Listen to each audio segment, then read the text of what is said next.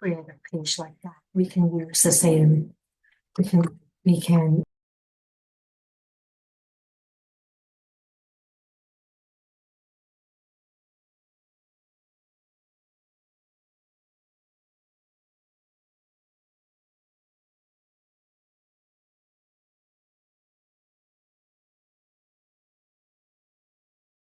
We're in the price, yes.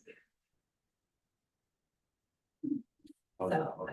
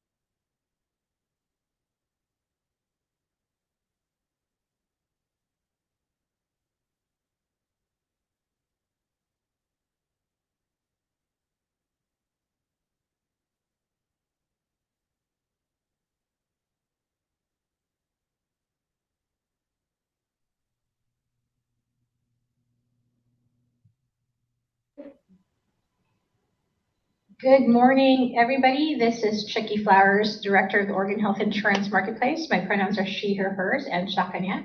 I am currently in the room with Dawn, Katie, Victor, and it is 9:06, so I think we can officially start. So I will pass the meeting mic to Chair Lindsay. Good morning, everyone. Can you hear me okay? Okay, great. Thanks for being here. I'm working off two screens here to try and make sure I have the right flow. I think that we should get started. And Chicky, I think you probably plan to take us through roll call, yes? Yes, I would be happy to. Thank you.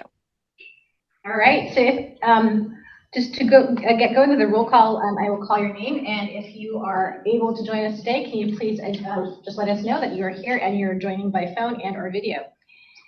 Gladys Batwell. Present on video. Paul Harmon. Lindsay Hopper. Hold on, all's coming. Good morning, present by video. Shannon Lee. Present by video. Kathleen Orrick. Present by video. Andrew Stolfi. Hi, good morning, everyone. Present. Mr. Kenai, Oh, audio too. thank you. Nashoba Temperley, I'm here present via video. Stacy Carmichael, Present video. Charlie Fisher, Present by video. Ron Gallinat, Present by video. Claire Pierce-Roble, Present. and Joanne Zumbernin. Present by video. And hopefully I did not miss anybody, and we definitely have quorum. Paul Harmon did come on right after you. Okay, sorry, let me double check. Paul Harmon?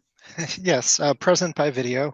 Just, some Zoom challenges this morning, but happy to be here. Thank you, Paul.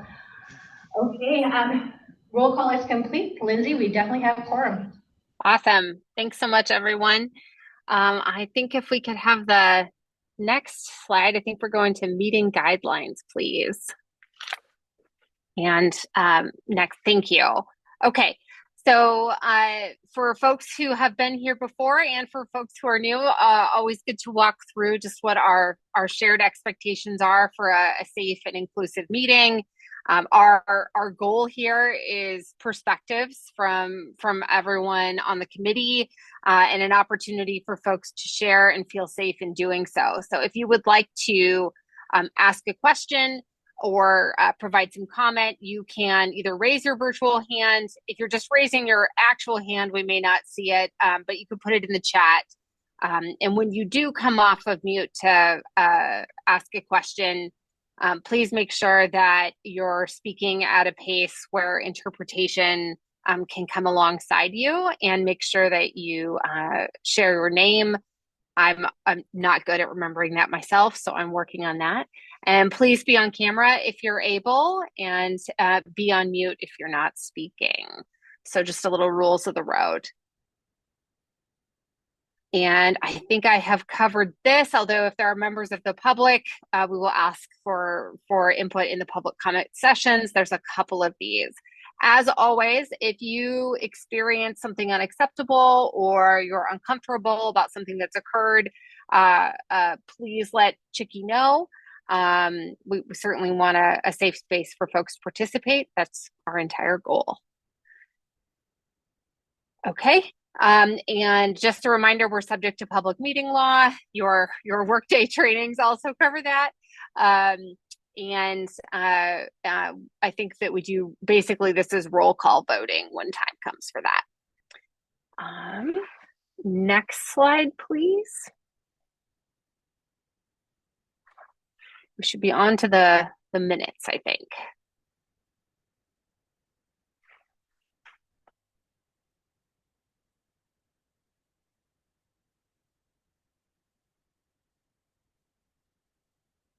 Okay, thank you very much.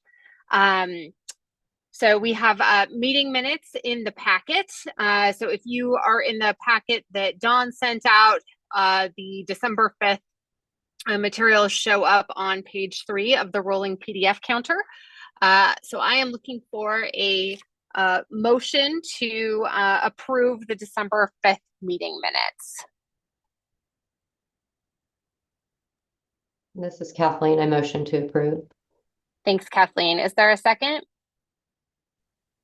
This is Shannon. I second. Thank you, Shannon.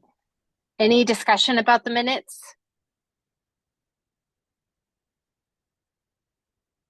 Okay, so motion and a second.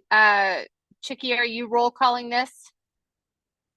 Yes, I'm happy to. So when I call your name, please let us know how you vote yea or nay or abstain regarding the meeting minutes. So Gladys Betwell, I'm sorry, I missed who was first and second. So Kathleen and Shannon. Kathleen and Shannon, okay. So Gladys Betwell. Approve. Thank you. Paul Harmon. Approved. Claire Pierce-Roble. Approved. Lindsay Hopper. Approved. Andrew Stolfi. Yeah. Yes. Aye. Mr. Kenai. Yes, approve. Ms. Shobha Temperley, Approve. Stacy Carmichael, Approve.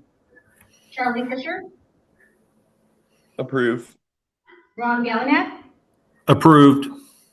and Joanne, as you are a new member, please let us know though if you would like to abstain or approve or not approve. Joanne, Zambrota? Approve. Okay, thank you very much. The minutes are passed. Excellent. Thanks, everyone. Okay, Joanne, welcome. I know we've talked, but is there anything you'd like to say to the committee? Just wanted to give you the floor for that. And thanks for being here. Thank you. I'm excited to be here. So I'm a licensed clinical social worker in private practice in Eugene. I'm a marketplace user as a small business owner, and I see a fair number of clients who use the marketplace. I also have many colleagues who use the marketplace. So this is an area of interest to me because I interface with it many times throughout the year. And I've had some new challenges in 2025. So I'm kind of curious to see how that pans out in this group, what I can learn as a user as well as someone on the committee. Happy to be here. Nice to see new people, and was really heartened by the process in terms of hearing so many of my fellow Oregonians out there doing good things for our community. It's really touching. So thank you everyone for your time, and I'm happy to be here. Thank you. Thank you so much. We're glad that you're here too. And if there's anything any of us can do to help you sort of onboard to the group, I know we've talked about it, but please don't hesitate to let us know. Okay, I think Stephanie, we're turning it over to you for policy updates.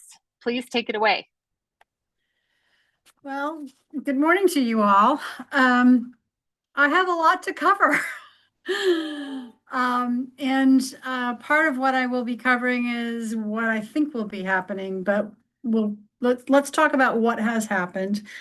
I have a lot of notes because there are a lot of moving pieces going on. Let's get back to the beginning of the Trump administration. He put out a number of executive orders rescinding some of the Biden policies.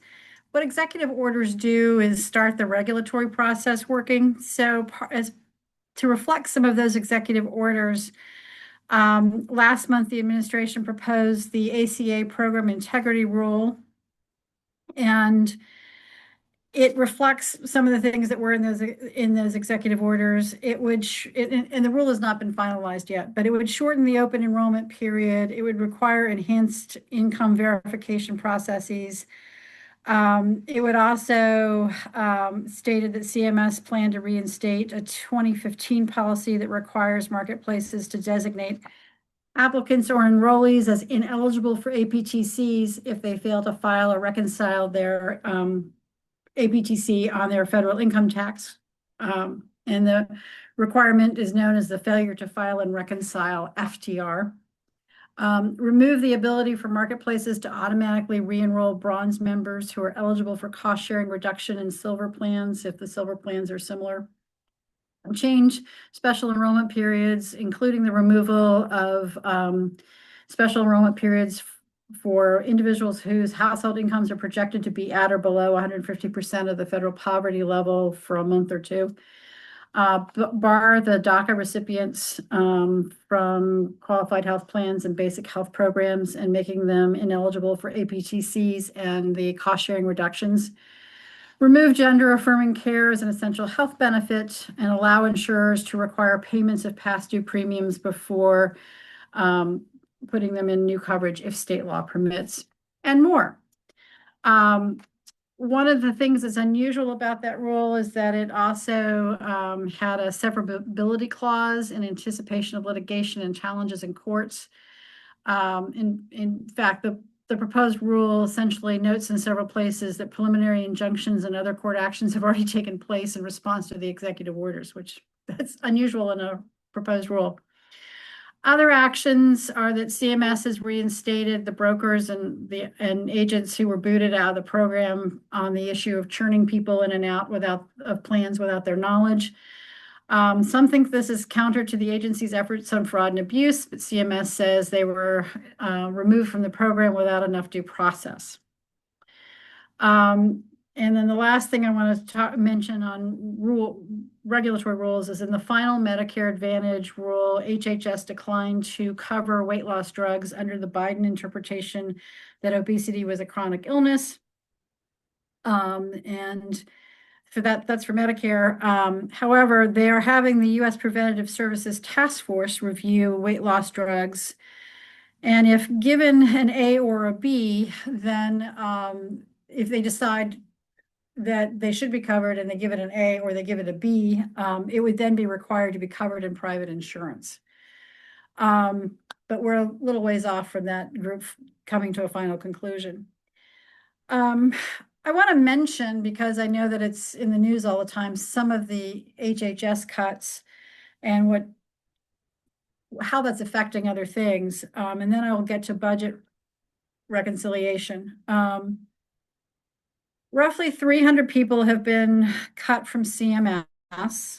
It is not clear where within CMS they came from. Over 20,000 people have been ripped out of HHS across the country. Many of the cuts are coming in consolidating functions like communications, FOIA requests. And I'm not debating the merits of that, but many people have. A lot of it is coming from reducing the CDC's data collection functions. A lot of cuts have come from FDA.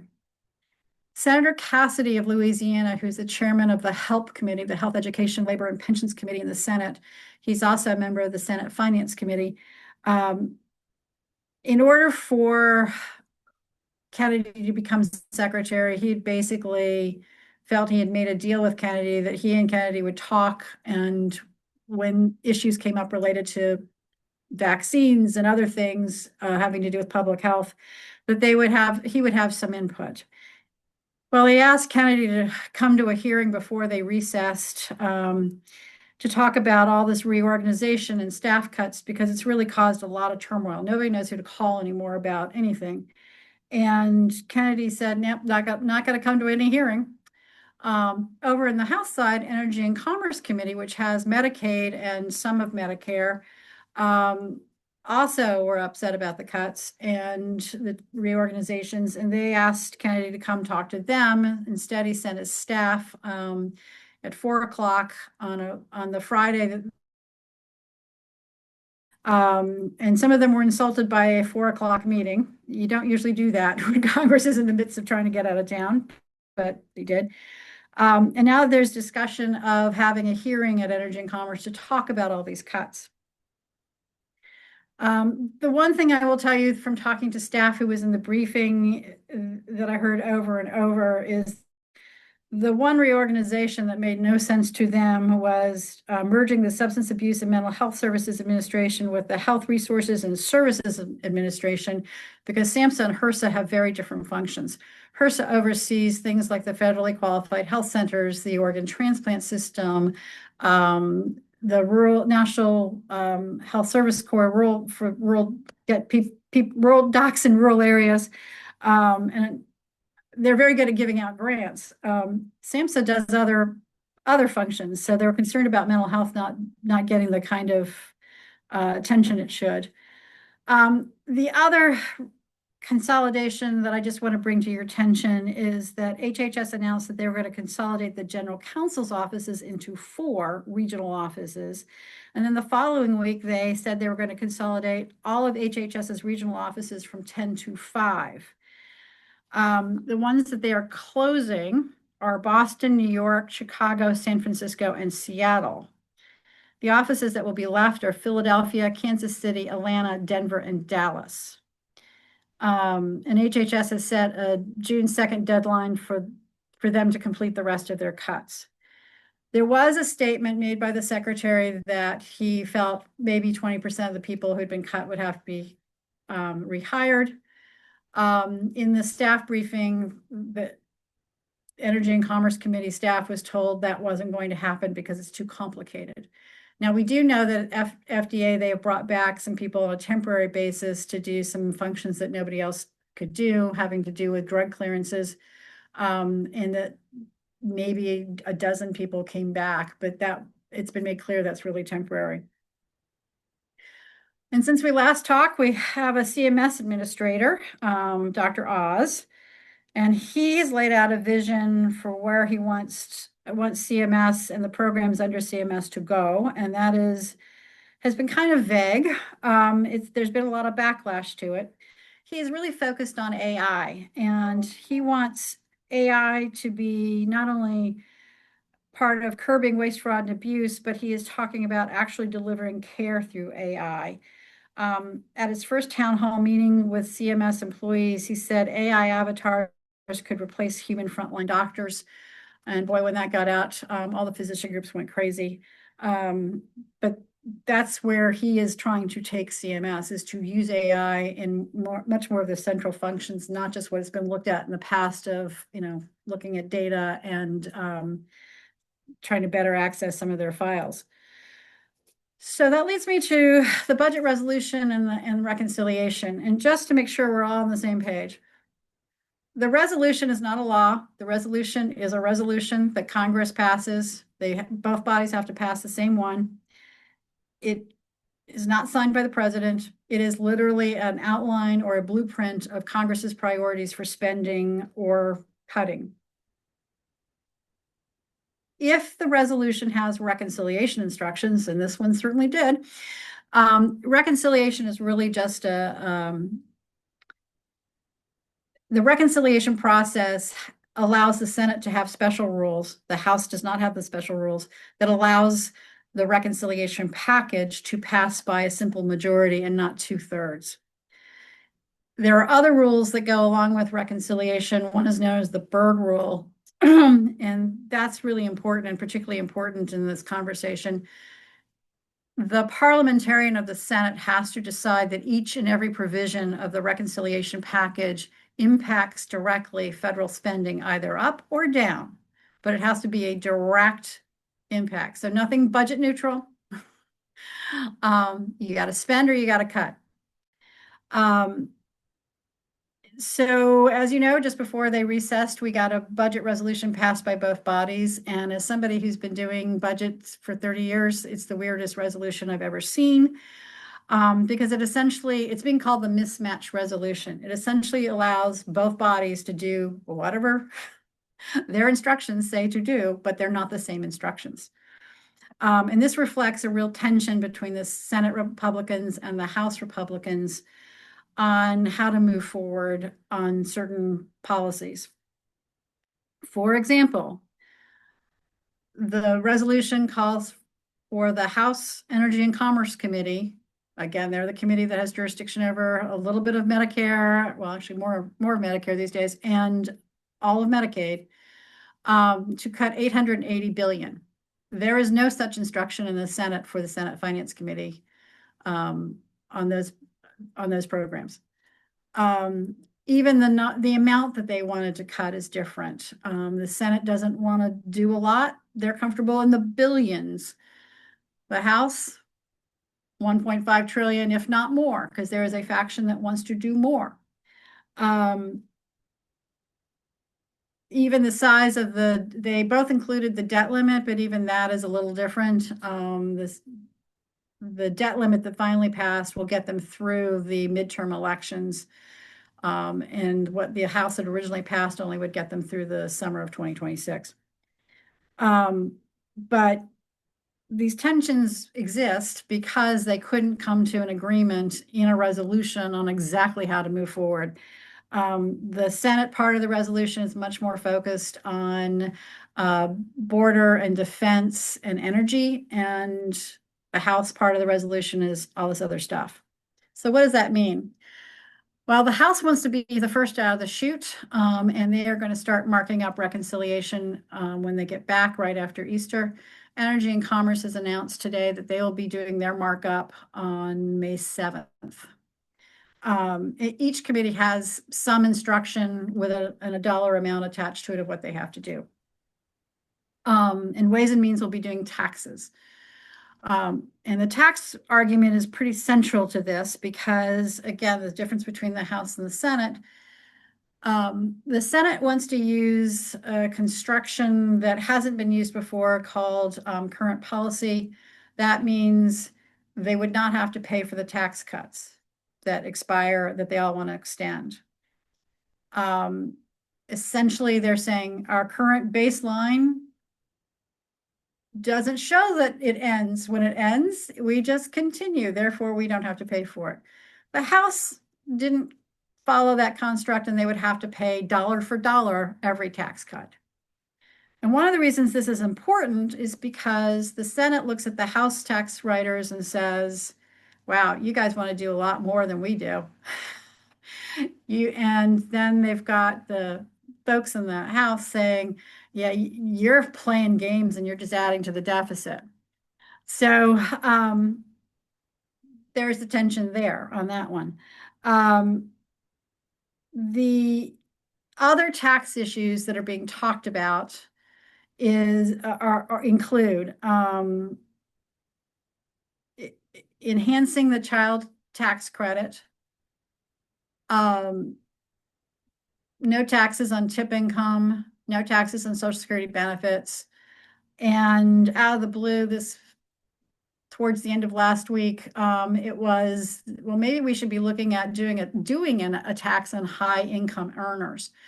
And I don't want to sound cynical or political, but part of this is because they want to change the narrative of we're doing tax credits, or we're doing tax cuts on the backs of Medicaid recipients. If they throw in some more middle class kinds of tax cuts, they think that would be more helpful to them. But they're going to have a baseline problem. The parliamentarian in the Senate never, ever blessed going current policy. She said maybe it would work, but it wasn't an official opinion. So when we get to reconciliation, we may have that problem first. So let me move to reconciliation. As I said, 880 billion out of Medicaid is, or some large number of that is a lot to come out of Medicaid. In the Senate, you have at least 3, if not 5 Republicans who are concerned about steep tax cuts. Hawley of Missouri, Collins of Maine, and Murkowski of Alaska for sure.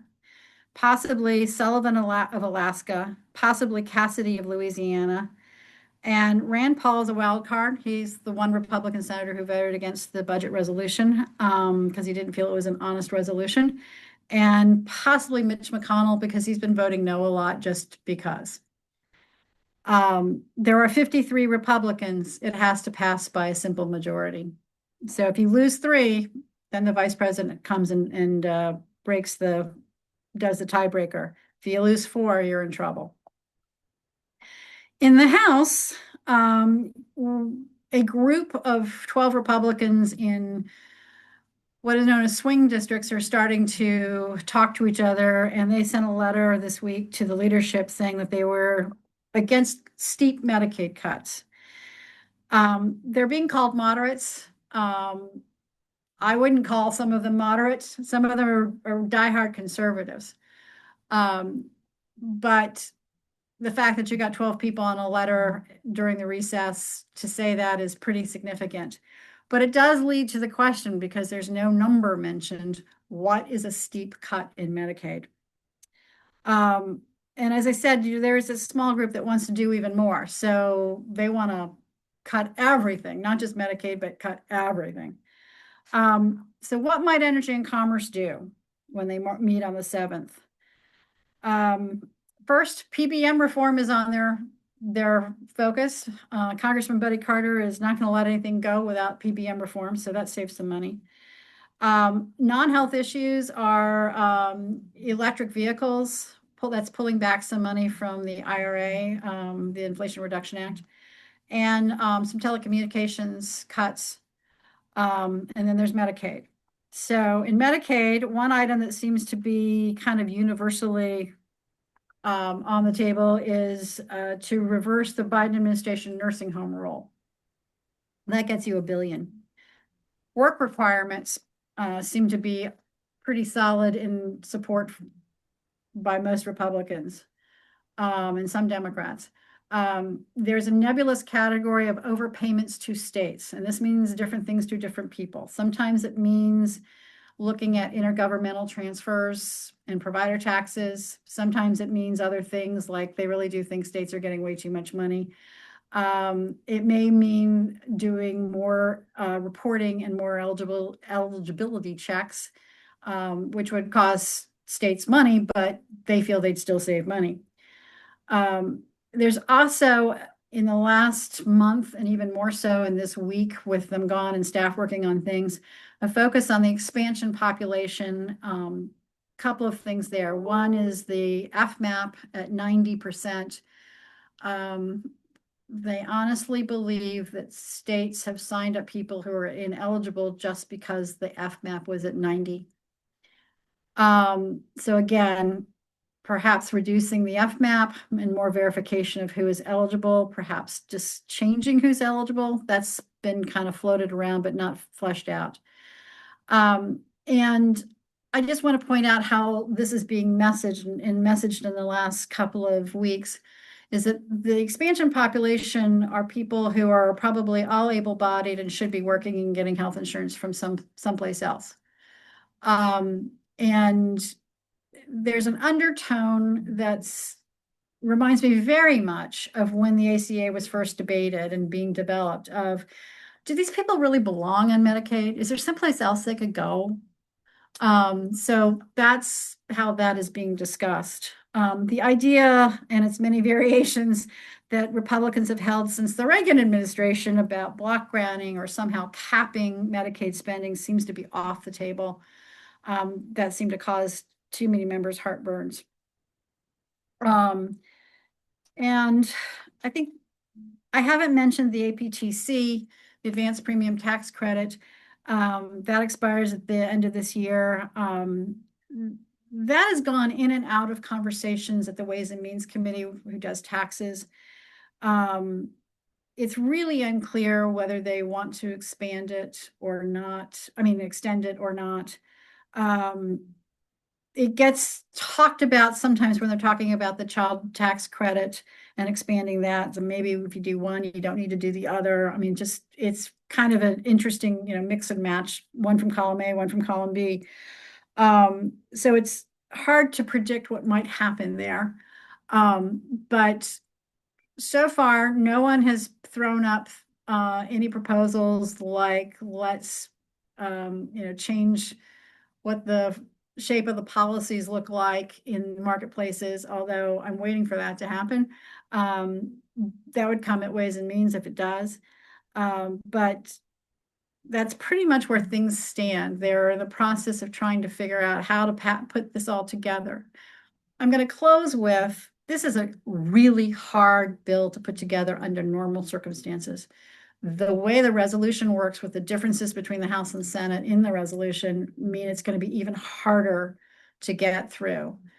I will say that the Speaker of the House seems to be able to live from event to event, and he's pulled a few rabbits out of the hat because he's got good political skills. And it's been pretty amazing to watch. But my gut tells me from watching these in the past that when they're this hard, something will happen and they will do it. It may not be on the timeline that they want to do it by, but early spring, early, summer. Usually these kind of bills get done backed up to a big recess, like just before the August recess or just before Thanksgiving, something like that. I think this is going to take them longer to put together. And how they marry their differences between the Senate and House is going to be really important. In the old days, they used to actually have conference committees where members would meet and they'd hash out the differences and agree, and then they'd go back and both bodies would pass the same thing. In more recent times, they've been doing pre-conferencing where staff gets together, tries to hash out stuff, and then members come in and hash out stuff, and then whoops, you have a whole new bill. It is unclear to me what they're going to do, but they're going to have a lot of discussions once the House puts together its package and the Senate puts its package together, because they're going to be so different. Usually there's differences, but not these significant number differences. So it's a long slog to get to the end. And we'll just have to keep you updated as things change. So with that, I will close and be happy to take any questions. If folks have questions, please just raise your hand or come off mute.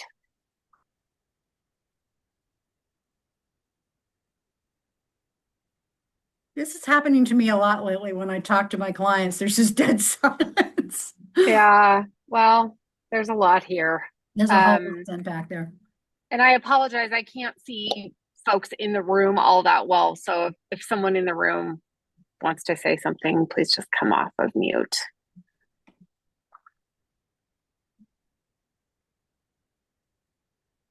I do have a questions. Please go ahead. Yeah, Stephanie, well, that's quite a lot. Huge. Thank you. There's a lot of questions is, on the introduction and the beginning on the proposed bill. Um, I've not quite followed that there's something to say that the CMS will remove people not to apply, not to choose the bronze plan if they are eligible for the silver plan. Yeah.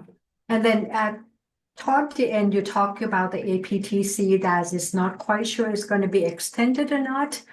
I don't think these two are going together.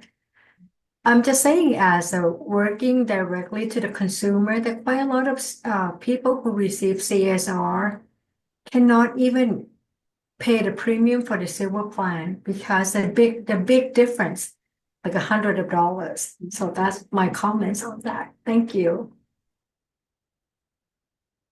Well, the one thing I will add to all of this, not to depress you further, but as this administration tries to get to their goal, which is to have a balanced federal budget, they appear to want to unwind a lot of different programs in different areas. And their answer about how to keep some of those functions together is, we'll just expand the contracts that we have with the states. For example, food inspection or inspection of food facilities. We'll just expand the contracts for the states. Without thinking about, well, the states might have to hire more people and it's more expense for them. And that's happening in a lot of areas. So there are governors who are looking at what's going on in Medicaid and looking at some of the changes in the marketplace and starting to say, wait a minute, you can't dump everything on us. So let's talk. And they are leaning on their congressional delegations pretty hard of don't look at things in silos, look at it in the whole package. But even in healthcare, things are being looked at in silos. Lindsay, I also have another comments, and I don't know if this is appropriate enough because at this point we hear from different nonprofit organizations talking about lobbies. And is it worth doing it? Because I got approached by one organization and asking me to participate in lobby, and part of it is one of the Medicaid cut. I'm a lobbyist, so I'll try to take my bias out. I think it is important for people, if you have a particular point of view, that you make noise. And one way you can make noise is by participating in coalitions and with other people to tell members of Congress and governors and state representatives what you feel. Particularly with Medicaid, there is it's not just the feds, it's also the states. And the states certainly should have a perspective and understand how it affects the people on the ground. So making noise, I won't call it lobbying, but making noise and making your voice heard is important. And it's, I think, particularly important now if you have a particular point of view. I used to be a congressional staffer, and one of the most important parts of my job, although it was incredibly time consuming, was meeting with constituents and understanding their perspectives. And you know what? You learn things. Appreciate your answers and your information today. Thank you. Thank you. This is Kathleen. I apologize. I don't have a hand raising thing on my. No, go for it. But thanks for saying your name. I've already forgotten myself once. Thanks, Kathleen. Go for it. That's all right. I am interested in when you said that they're cutting back offices for HHS and they're moving them out of what sounded like blue states and consolidating them to red states, would that be an accurate observation?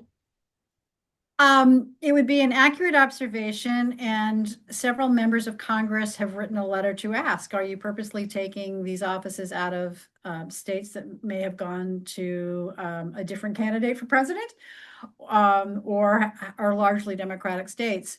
They would tell you, no, we're just consolidating functions.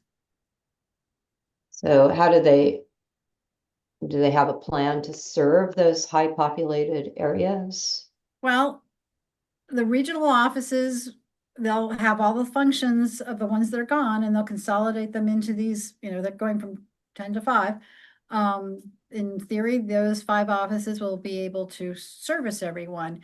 But you're also asking the same question that people are asking of the HHS staff when you talk about consolidating functions of different offices that are communications and FOIA requests. Are there going to be enough people there to do the work? I don't know. And they haven't answered that question. And an observation is it's interesting that RFK is interested in eliminating obesity treatments, which have a known knock-on effect for other comorbidities that we'll be treating in the hospital settings, but is focused on curing autism. It's an interesting prioritization of care. Well, what I didn't go into is that yesterday, late last night, a document was leaked to the Washington Post and Politico. So I have not seen the document. It's called a passback. When the administration creates its own budget and they send it to the Congress in the beginning of next year, this is the process. It's OMB and the different agencies send information back and forth. They pass back information. The document that was leaked shows tremendous cuts in programs that are the administration's priorities, like autism and chronic illness, and a zillion other cuts. But that document could change. But that's the one thing everybody's sort of taking away from it is all these things that Kennedy says he cares about are being cut. So what does that leave him to do? So stay tuned. Thank you so much. A lot of information to process. I know. Every day I come to work and I feel like incoming. It's more and more. Maybe just one more call for questions here. Anyone else? Okay, I'm not seeing. Thank you very much. Thank you. Appreciate the updates, and no doubt next time we meet, you'll have 5 more chapters of the story for us. At least. So thank you. Take care. Okay, I think we are making a small process change here on what comes next. So I was looking at my notes. So are we, I think, switching to OHP Bridge? There we go. Okay. And I've lost faces on my screen, but Tim, are you kicking us off?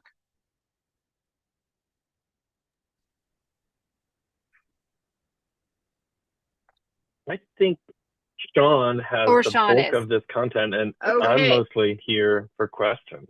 Well, you have the unfortunate distinction of having your name listed first, so apologies. Sean, take it away. Hi, my connection's a bit unstable this morning, so I'm going to stay camera off, and hopefully that keeps things working a little bit better. Please let me know if I'm having sound issues. So, we wanted to just provide a quick basic update that OHP Bridge is, or the refresher, that OHP Bridge is the new benefit for adults with higher incomes who are below 200 level in the 19 to 64 age range, do not have access to other affordable health insurance, following the same rules as the marketplace for affordability and minimum essential coverage there, and have eligible citizenship or immigration status to qualify. Benefits-wise, it's almost identical to OHP Plus, except for the health-related social needs and long-term services and supports aren't options on OHP Bridge. And like OHP, it's going to be free coverage with no member costs or deductibles. We can go to the next slide. One of the things that's been happening lately, or at least over the last few months, was the transfers from the marketplace that would have happened from applications during open enrollment. So people were able to keep their plans for 2025 and 2026 if they agreed to auto enroll and did not make any changes to their application. That means they didn't have any income changes to report or something like that. Whenever they update their application, that's going to result in the system sending them over to OHP if they think that they're eligible for either OHP or OHP Bridge. So if they get sent over there and approved for OHP or OHP Bridge, though, the marketplace does not automatically terminate them except in rare cases. So they're going to need to go back and actively take action to terminate their marketplace plan and prevent themselves from being on both types of coverage and ending up with tax penalties as a result of that. So if we can go to the next slide, we've got some examples of how that looks to members. When someone applies through the marketplace, healthcare.gov is going to give them some language that we see on screen that they need to wait for a final determination from their state agency about Medicaid coverage, and they may need to provide more information. That is the main direction that the member gets about what they need to do in this portion of the process. While they wait for that, which can take up to 45 days on our end, they will, after that 45-day step, they're going to get their eligibility notice, which previously did not have language about needing to go back to the marketplace. If we go to the next slide, have an example of new language that's coming and going to be added to the system in June. So on 6/11, we're going to, for the first time, add some language to all incoming marketplace referred applications that get approved for either OHP or OHP Bridge.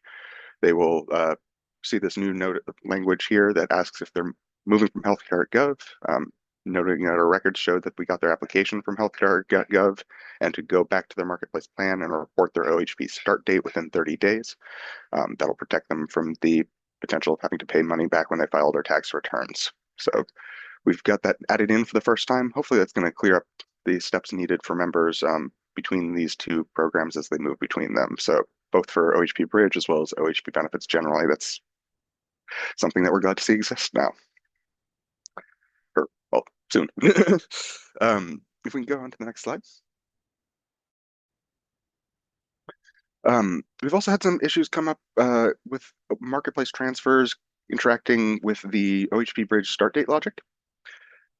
So for OHP Bridge Basic Health Program, which is the majority of OHP Bridge members, unless they're American Indian Alaska Native, they have different enrollment timelines for those members. For most members, if they're determined eligible on or before the 15th of the month, OHP Bridge is going to start the 1st of the next month. So August 15th would be a September 1st start date. And that's based on when we process the application and complete processing, not when they actually submit the application. So there's that 45-day timeline of us processing, and then the additional timeline that this can introduce. If we instead make that determination in the second half of the month, they start the 1st of the month following the next month. So there's an additional 6 weeks in that scenario. We have a coverage timeline start date graphic if you want to dive more into this, but noting that there's that additional delay due to OHP Bridge start date logic on top of us needing time to process the application we get sent from the marketplace results in several months potentially before the OHP Bridge coverage starts. If we go to the next slide. We are rolling out a new policy change in coming months. We don't have an exact timeline of this, as this is still subject to CMS approval, but we're going to be rolling out a new policy allowing start date adjustments to address coverage gaps that can occur after open enrollment. So previously, we only followed that future start date logic we saw there on the last slide. Going forward, we are going to allow for some start date adjustments to address coverage gaps, specifically when moving to the marketplace. In some situations, the marketplace would end your advanced premium tax credits and not let you re-enroll in marketplace coverage after December of that year if it thinks you're going to be eligible for OHP Bridge. And then our delay in timeline can cause a gap in coverage. So this is a step to address that. We can go to the next slide. We've got a bit more detail on what causes this. So there's kind of 3 factors combining here where we've got the marketplace coverage potentially ending on January 1st when it's sending people over to OHP. There's the 45 day review period that is introduced for the OHB bridge applications as well, based on when we process it. So there's that gap timeline, as well as just not providing retroactive coverage for OHB bridge. The combination of factors results in that gap in coverage. It can potentially be until April 1st is when we think the last eligible folks would have got approved for OHB bridge. So if we go to the next slide, we've got some steps that we're offering folks. Or here's our visualization of this. So somebody could have applied in early December. We've got our 45-day review period and one in that orange bar that could be approved in the second half of January. That would result in a March 1st coverage start date for them. So they have potentially 2 months of coverage gap in that window. We're now going to be allowing them to extend that coverage back to January 1st through a start date adjustment. And then any bills that they had in that interim would be eligible to get paid. They tell their provider they got OHP and then be able to resubmit those bills and get those paid for. So prevent the gap in coverage retroactively, I guess. So we're using start date adjustment as our terminology for this. If we can go to the next slide. We don't have the exact timeline for this quite yet. Sometime later in spring 2025, in the not too distant future, is our expectation at least, though that's subject to CMS approval. They will be able to request retroactive coverage. It's not going to be automatically applied to all members. It's going to be something they need to actively request. Members would need to have start dates either February, March, or April 1st of 2025 and have applied during open enrollment 2025 between November 1st, 2024 and January 1st, 2025. So that's kind of our date range of you need to have applied during that range and been approved within the second bullet range there. You need to have been enrolled in the marketplace as well and have medical bills received in that gap. So there's kind of a subset of folks that would actually be eligible there. And we need them to proactively contact us to get that coverage extended. If we can go to the next slide, we are planning to, again, pending federal approval for this, we would be sending a notice out to the potentially affected members. So that would be everyone in that range where they have applied during open enrollment and then been approved in the February through April range. So if they're potentially eligible, we would send them a notice that would tell them that they are getting this notice because they had a gap or potentially had a gap in coverage and have this option. We would also provide them some instructions on the next slide on how to do that, as well as how to get some of their bills reconciled afterwards. So we've got the contact customer service is what that number is, and tell us that they had medical bills and a gap in coverage. It'll follow the same process as we use for adjusting start dates for other OHP programs. And then once the start dates have been moved, they're going to need to contact their providers to tell them that they had OHP so the providers can send the bills in to us. So CCO or our client services can help with that point once that gets done, but the eligibility function, contacting us at customer service is going to be the main client action, and then telling their providers that they can get these bills resubmitted. So hopefully that's going to solve some coverage gap issues for people. There are more permanent fixes for future open enrollments being considered, but we don't have anything short run to share on that. We are really trying to get these by this last season addressed in the near future. So hopefully we'll have an approval from CMS in the not too distant future and get to return with more information about this in future meetings. Tim, do you have anything to add on there? No, that was great. Thanks, John. Right. Thanks, Sean. Just looks like there's a couple of hands. I actually don't know who was first. I apologize. But in the order on my screen anyway. Always first. Okay. Paul, do you mind starting? Sure. I think that's maybe I misheard. Sorry. Whoever would like to go, please go for it. I'm happy to go. I'll be hopefully maybe relatively quick. Appreciate the update on the coverage gap stuff. That sounds like a good solution. Hopefully it works. I guess I have more of a macro question on, what, if anything, happens to the bridge plan if there are severe Medicaid cuts? Just curious.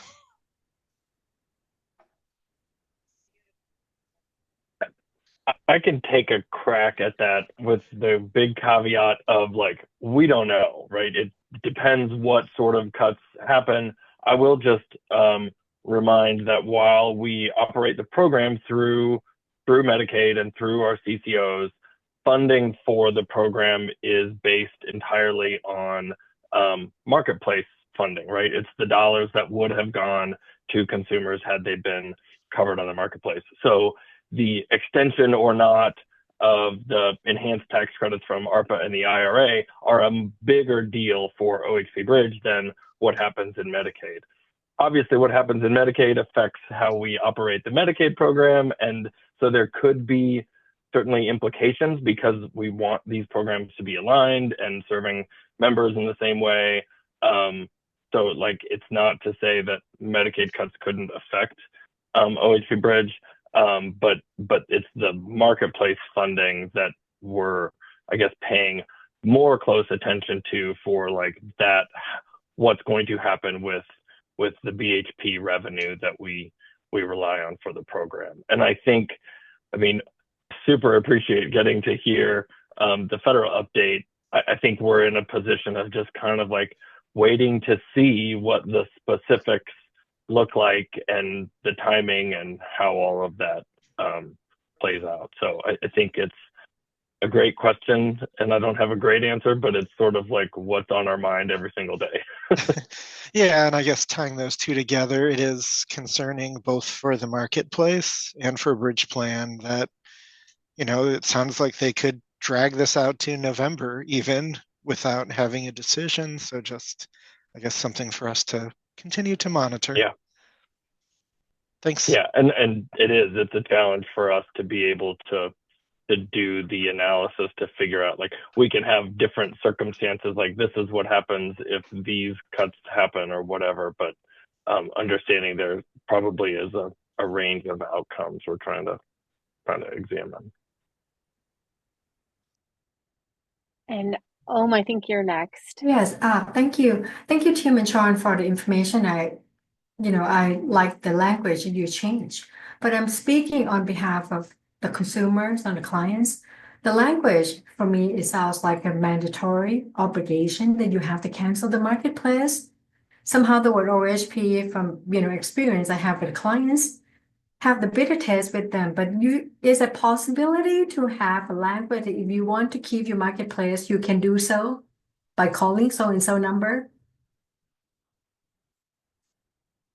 The question is, when the language said you have to call marketplace to cancel your plan to be enrolled into OHP, but not everyone want to enroll into OHP, either bridge or whatever. Do they have an option? Can you state that, address it in the language too? If you prefer to keep your marketplace, you can do so. Thank you. Yeah, happy to take that, and understanding this is not the answer I think that you're hoping for is we can't tell consumers that, because from a federal perspective, they don't have the option to proactively choose between basic health program, between OHP Bridge and a marketplace plan once they've been determined eligible for OHP Bridge. As Sean talked about, there is, folks who are able to, sort of passively re-enroll from one year to the next if they don't update their plan. But federal rule is pretty clear that somebody who's eligible for OHP Bridge is ineligible for marketplace tax credits. Thank you.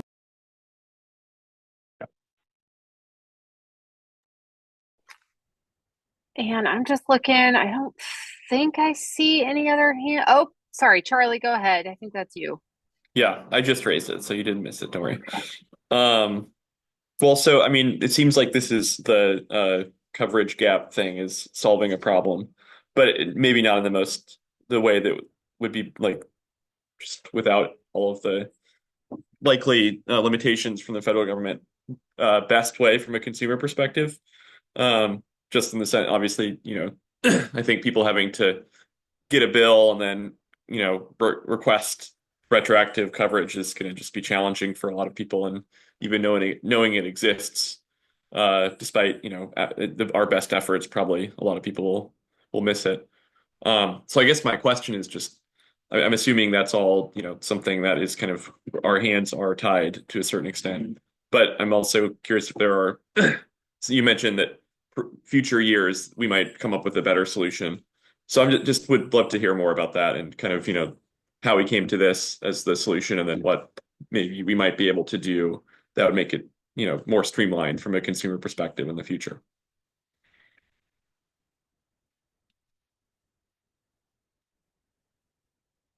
So I can start on this one too, but also Sean, please feel free to jump in if you'd like. I think from a hands are tied standpoint, it really comes down to system limitations that would not enable us to automatically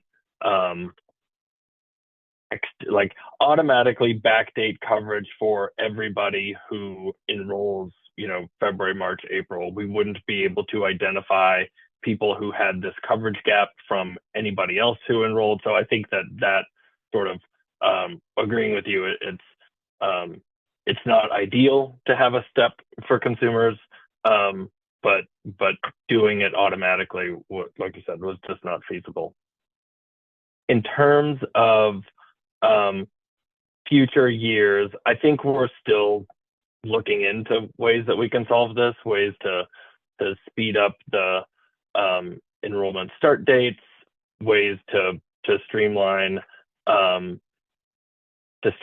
state review of people who are referred from healthcare.gov, potentially ways to reach out to people sooner so they can move over to OHP Bridge sooner. It's one of the, this is not an issue that happens if folks move in the middle of the year. Obviously, there are other downsides of switching coverage in the middle of the year. But, if somebody goes through the process in June and moves to OHP Bridge, even if it takes the 45 days, they're staying covered while that happens, and they enroll in September, for instance, and then cancel their marketplace plan. Like that process doesn't produce the same coverage gap. So there's thoughts around that. I think we're still, I think we would be open to hearing other ideas that folks have who are connected to different parts of the healthcare system and the enrollment process that folks think might help reduce the instance of this. And even a solution that requires doing this again, there's more proactive communication and noticing that we could provide to people as well, so that they would know this sort of thing could happen. I think that there's a handful of things that we could try to further develop. There was also a budgetary consideration to not extending coverage automatically for everyone, because we would have to pay the full capitation rates to the CCOs for those months of coverage for all those members. And in most cases, this would have been coverage that the member didn't know about. We would be paying the full rate for services that weren't actually provided to members as well. So there's a balancing that. Yeah. Good stewardship of that's a great funds as well. Great reminder, Sean. Thanks. I would assume, this is Kathleen, I would assume that the members are being notified well in advance that their enrollment period is coming to an end and that re-enrollment is necessary. Is that there an automatic trigger for that to be sent? Is that on the marketplace side or the OHP Bridge renewals that you're asking about? On the bridge, so that they know that their coverage is coming to an end so that they can re-enroll, so that they don't end up with a gap. On that, OHP Bridge isn't going to follow the open enrollment times, so that can happen at any point in the year depending on when they applied. The system's going to send them a notice in the mail about 2 months prior to the date that their benefits would end if they don't respond. So that would be the process for renewals. They'll do that every year for OHP Bridge members. Did that answer the question?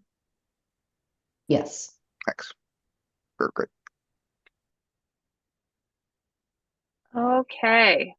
I'm not seeing any more hands. Apologies if I missed anyone, but I think we probably should keep rolling from a timing perspective. I know these topics have been rich because folks we care a lot about them. I get that. I think we might have to adjust the break, but thanks, Sean and Tim. I think we could transition to the state-based marketplace updates. Okay, slide is up. Folks, please take it away. Thank you, Lindsay. Hello, my name is Dorosita Mardership. I am the project manager for the state-based marketplace project. And I will, so today we're going to be covering these topics. Is the project timeline. We'll share some accomplishments, the implementation timeline, an updated project timeline to cover the phase 2 implementation, project oversight overview, upcoming partner engagements, and what's next. Next slide, please. So this project timeline has not changed since the last update in December. We are currently in negotiations with the selected vendor, working towards completing the solution vendor procurement activities. Our target date is still on track for end of July of 2025. And then after, of course, the implementation, we complete the procurement activities. We're still on track to complete the implementation. So our go live is still our target for November 1st of 2026. And then officially closing the project out by March of 2027.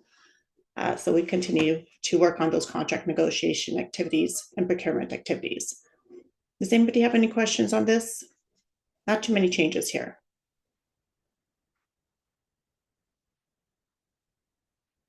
All right, if no questions here, we'll go on to the next slide. Since the project milestones that we have completed since December of 2024, we have approved, we have our Blue Crane folks from IQMS providing quality assurance. We approved a monthly status report 3.3 on December 23rd. We also have, we continue our partner listening session. So we completed that activity on January 29th and the 30th. We also have awarded Get Insured, the selective vendor, February 21st. And again, approving our Blue Crane monthly status reports and how the project is doing. Approved those 2 reports on February 25th and March 21st. We began contract negotiations on March 24th. And then we actually did also receive a protest, and we did provide a response to that on April 15th. And then we also have approved a quarterly status report on April 7th. So things are going well. Any questions on accomplishments since December? All right, let's go ahead and move to the next slide, please.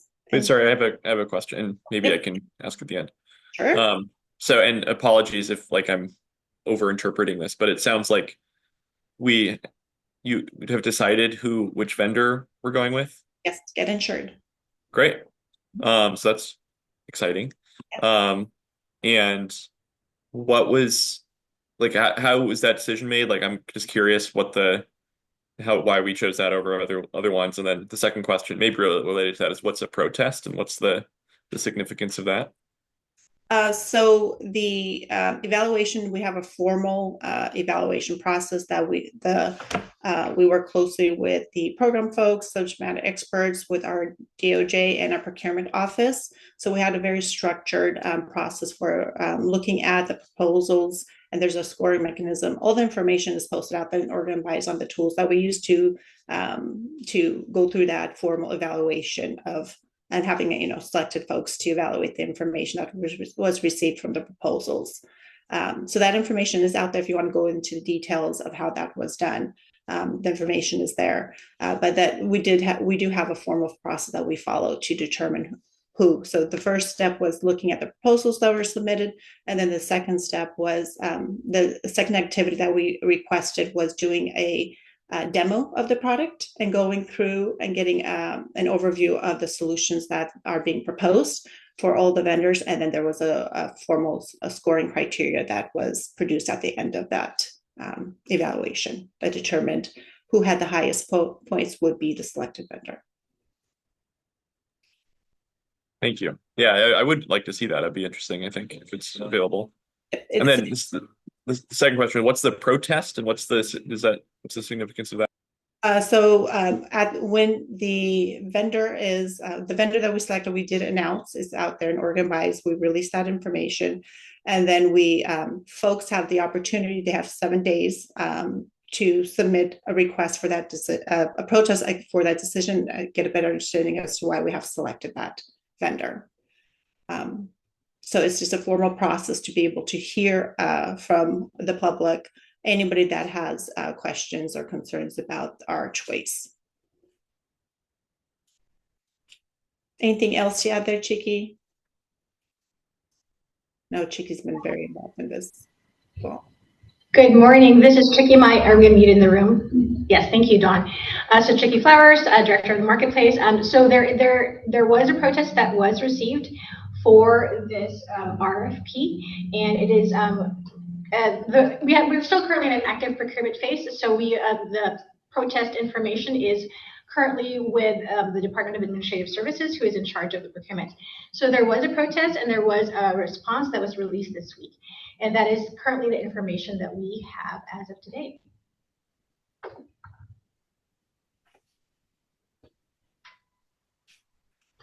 It looks like next hand that I can see is Stacy.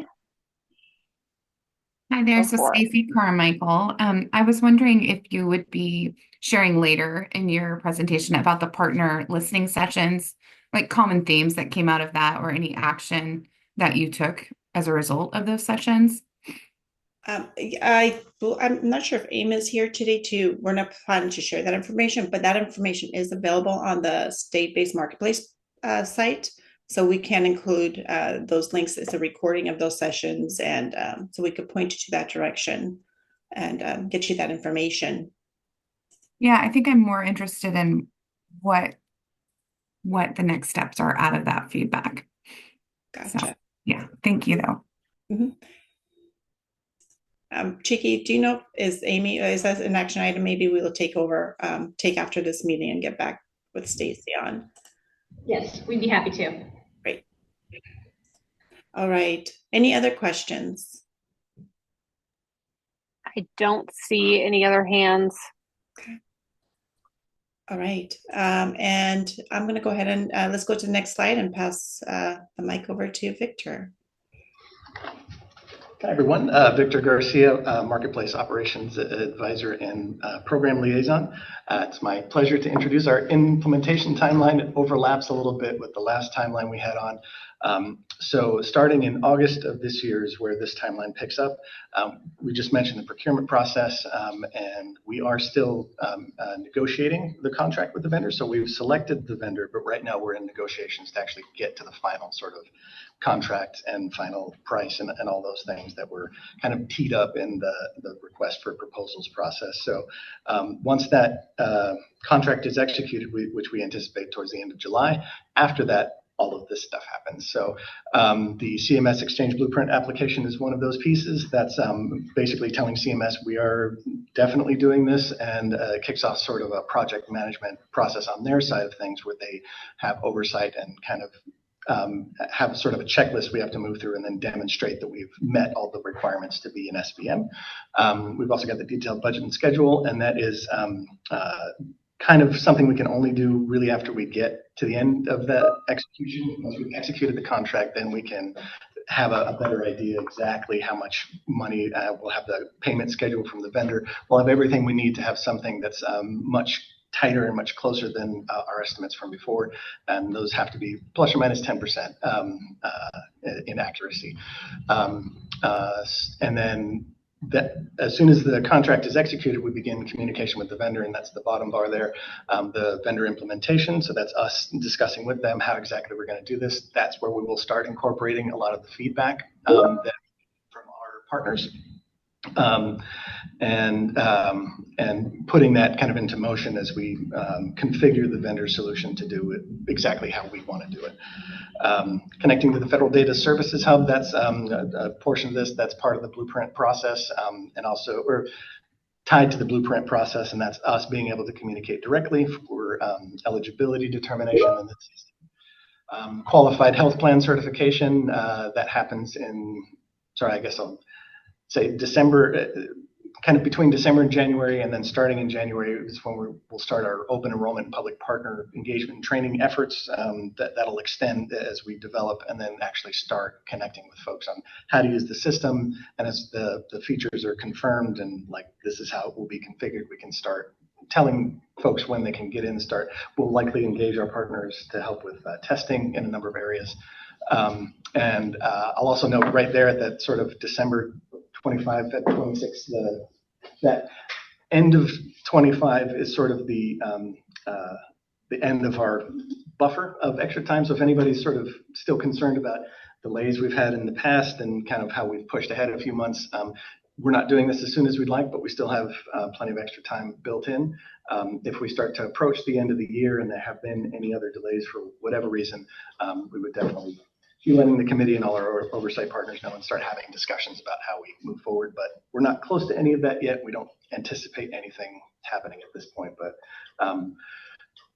things are interesting at the federal level. We're keeping all our senses open to whatever possibilities might be. So, and then June 26th, qualified health plan certification, that's us telling the carrier or communicating with the carriers, them submitting their plans for approval for sale on the marketplace. We're going to be able to have some differences between what was available on the federal exchange that we hope will be a benefit to Oregonians.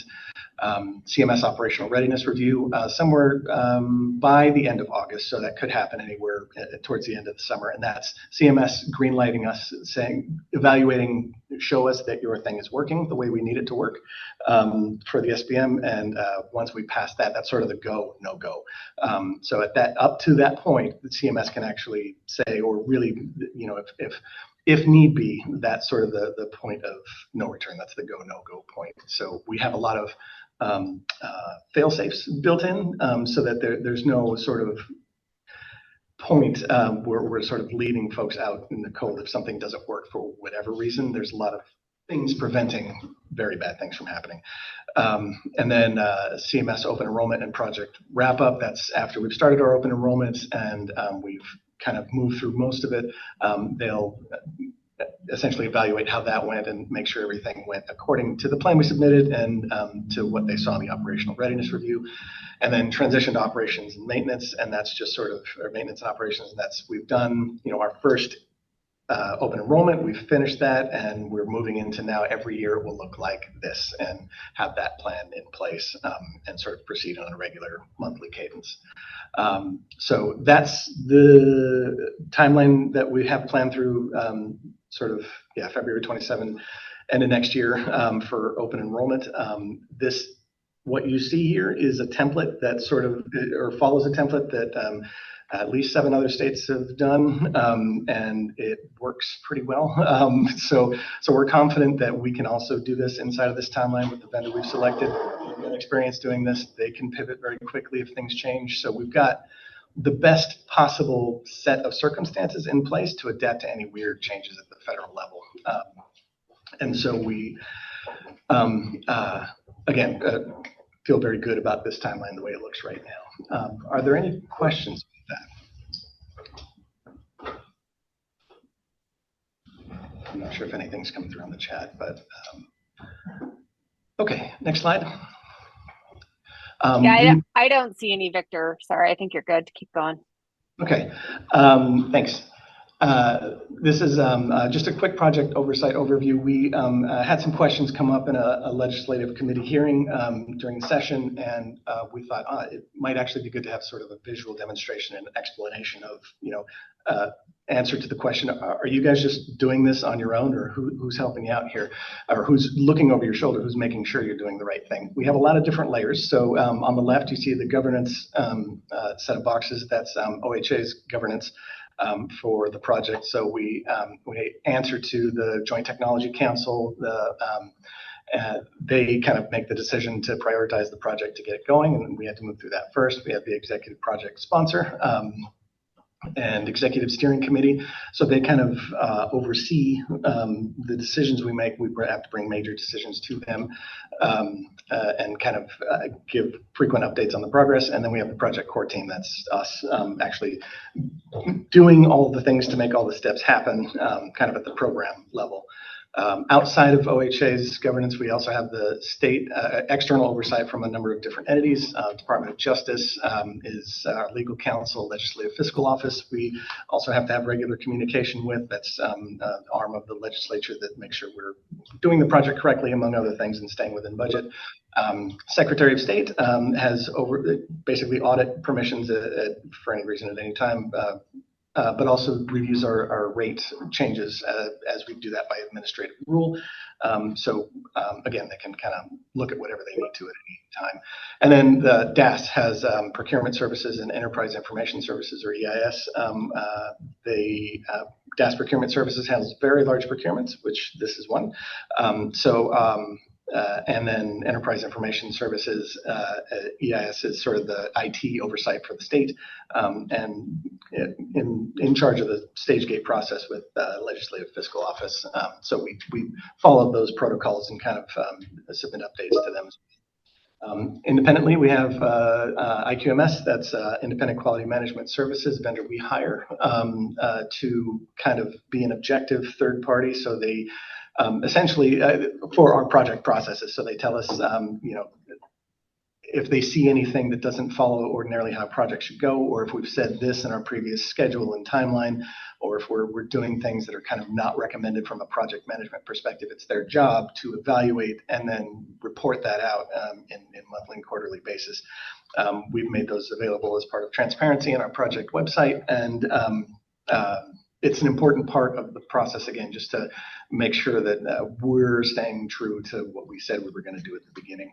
And of course, the Health Insurance Marketplace Advisory Committee, we don't tell you what to do. You tell us what you think about what we're doing. So we provide you any support or information that you ask for, but really, as with the exception of our ex officio members, as non-state employees and non-marketplace employees, really, but representing groups that we serve, telling us if we're doing or answering your questions properly to what you think we should be doing. And of course, CMS, Centers for Medicare and Medicaid Services, they ultimately have the authority to tell us we can or can't do what we're doing at the end of the day. So we're following all the processes and protocols necessary to demonstrate to them that we are ready to be an SBM in 2026. We also have a kind of in broken out a little more detail. There's a link at the bottom, overhim.info/SBM oversight. SBM is capitalized, everything else is lowercase, and I believe those are case sensitive if you're typing that out. And it just kind of gives a little more detail on each of these boxes. So any questions about any of those? Okay. So I am not seeing anything in the chat or hand raised, but folks, please just come off mute if you are and I've missed it. So, and I know we're already over time a little bit, but I will take this moment to say this is a lot of layers. Ordinarily, this is intimidating, daunting. Every one of these partners has been excellent and helped us move very quickly. So we appreciate that for sure. And then also, really, along with our vendor, there's a pretty unstable landscape on the road ahead to 2026. We couldn't really have a better group of partners and the vendor to do this in that unstable landscape and have a good chance of success. So there are a lot of concerning things on the horizon, but I feel a lot less concerned knowing who the players are on our team helping us do this. So to the extent I can answer any more questions that you might have after the meeting or to give any assurances, be happy to do that. So next slide, please.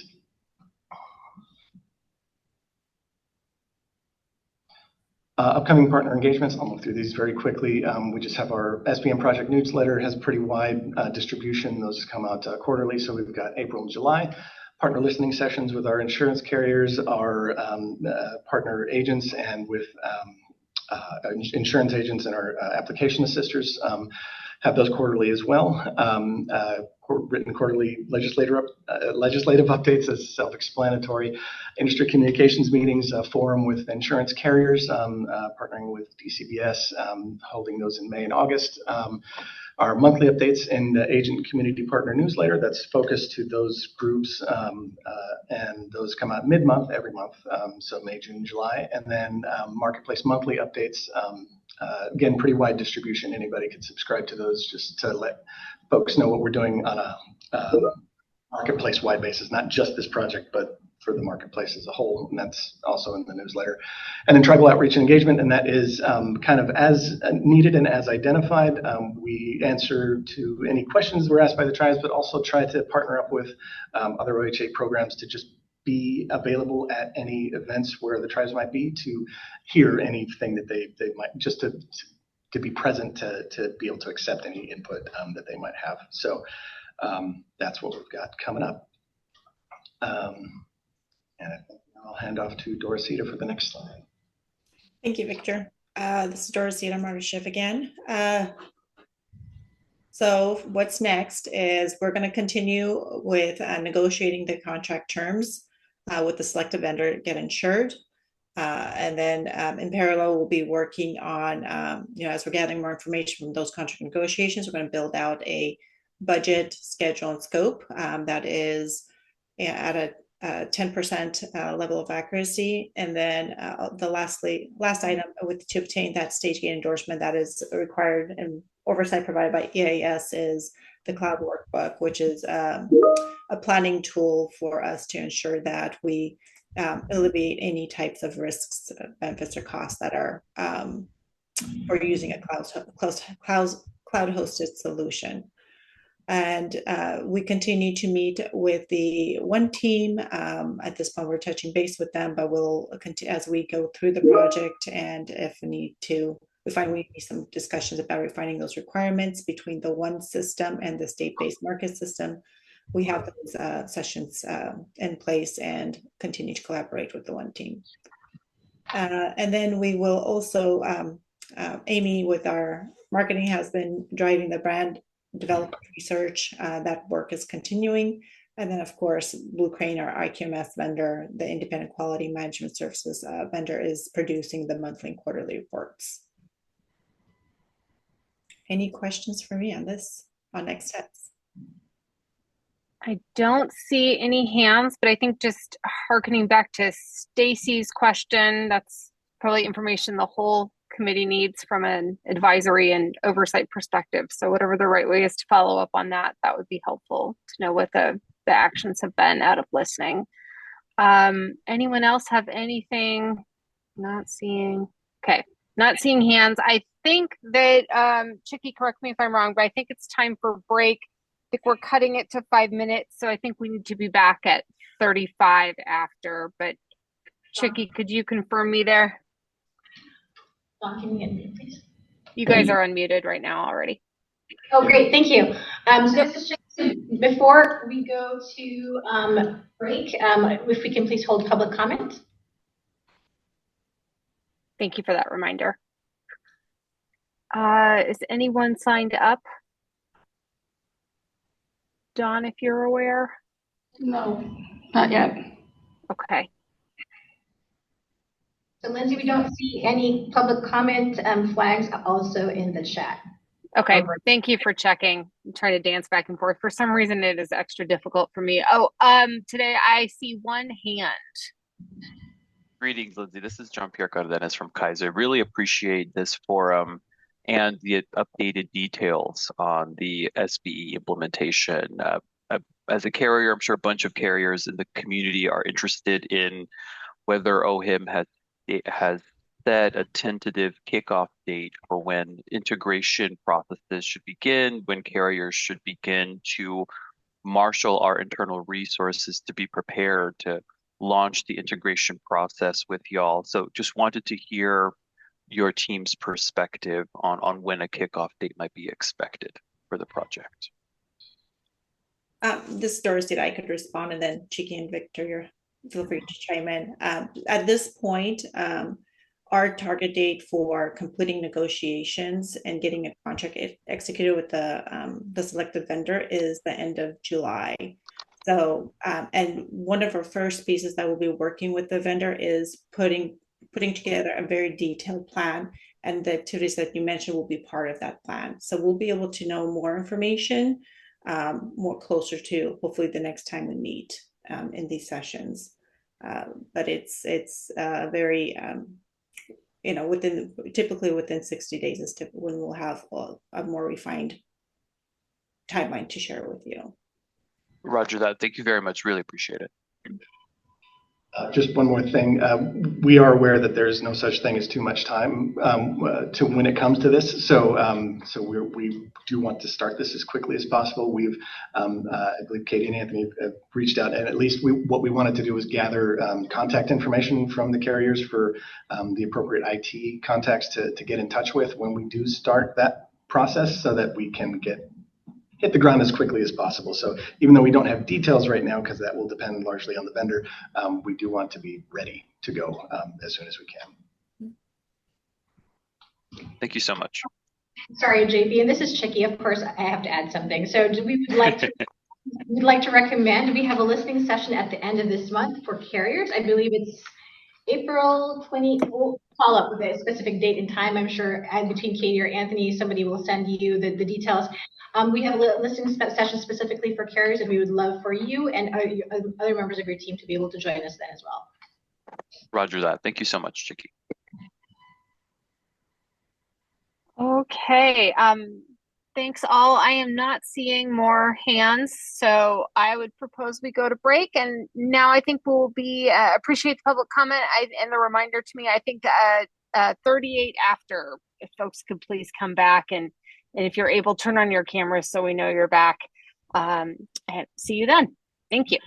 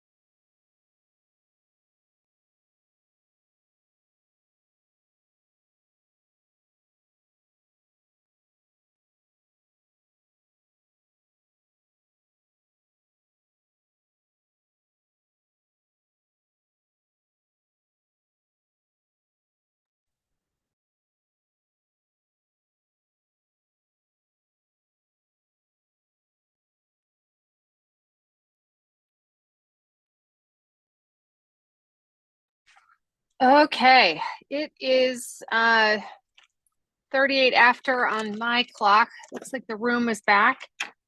Like to see a few more cameras just to know we've got kind of critical mass to start here if you're able to, please. Awesome, thank you. Okay, I appreciate it. I think we can get rolling. So I think if I'm following now, we're transitioning to the by the numbers agenda topic, please. Hello, Cable Hogue. I'm the Marketplace Implementation Analyst and Federal Liaison, and I know we're running a bit behind, so I'm going to try to go through this quickly so there's a couple minutes for questions at the end. One caveat is that public data has not been released by CMS as it usually has by this point in time, so we were given permission to use some internal numbers, but those numbers are not exactly what they released publicly, so there might be some differences from what you've seen in the past. So total plan selections this year, 139,688, a little bit less than last year, to be expected with the BHP, a smaller pool to draw from. New consumer selections also decreased this year from last year by about 6,000. We can move to the next slide.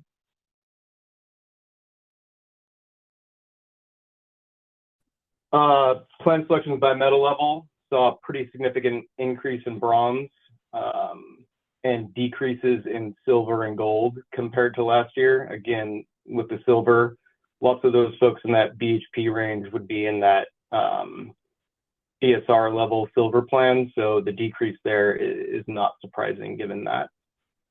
We can move to the next slide. Demographics of the enrollees, not quite the breakdown that we usually have. There's usually a few more breakdowns in the public data, but with the data that they send us internally, this is what we have. So hard to make comparisons to previous years. As far as male versus female identifying consumers, the typical breakdown there, generally we have more females than males in the marketplace. Next slide.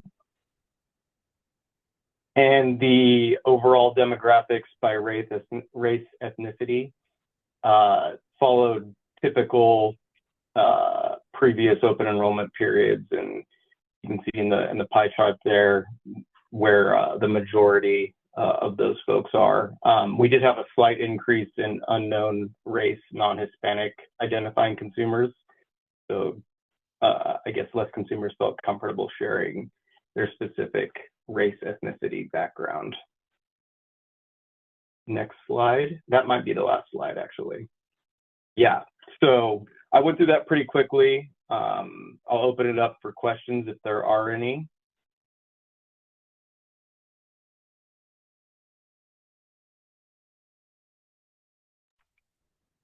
Okay, I don't see any hands raised.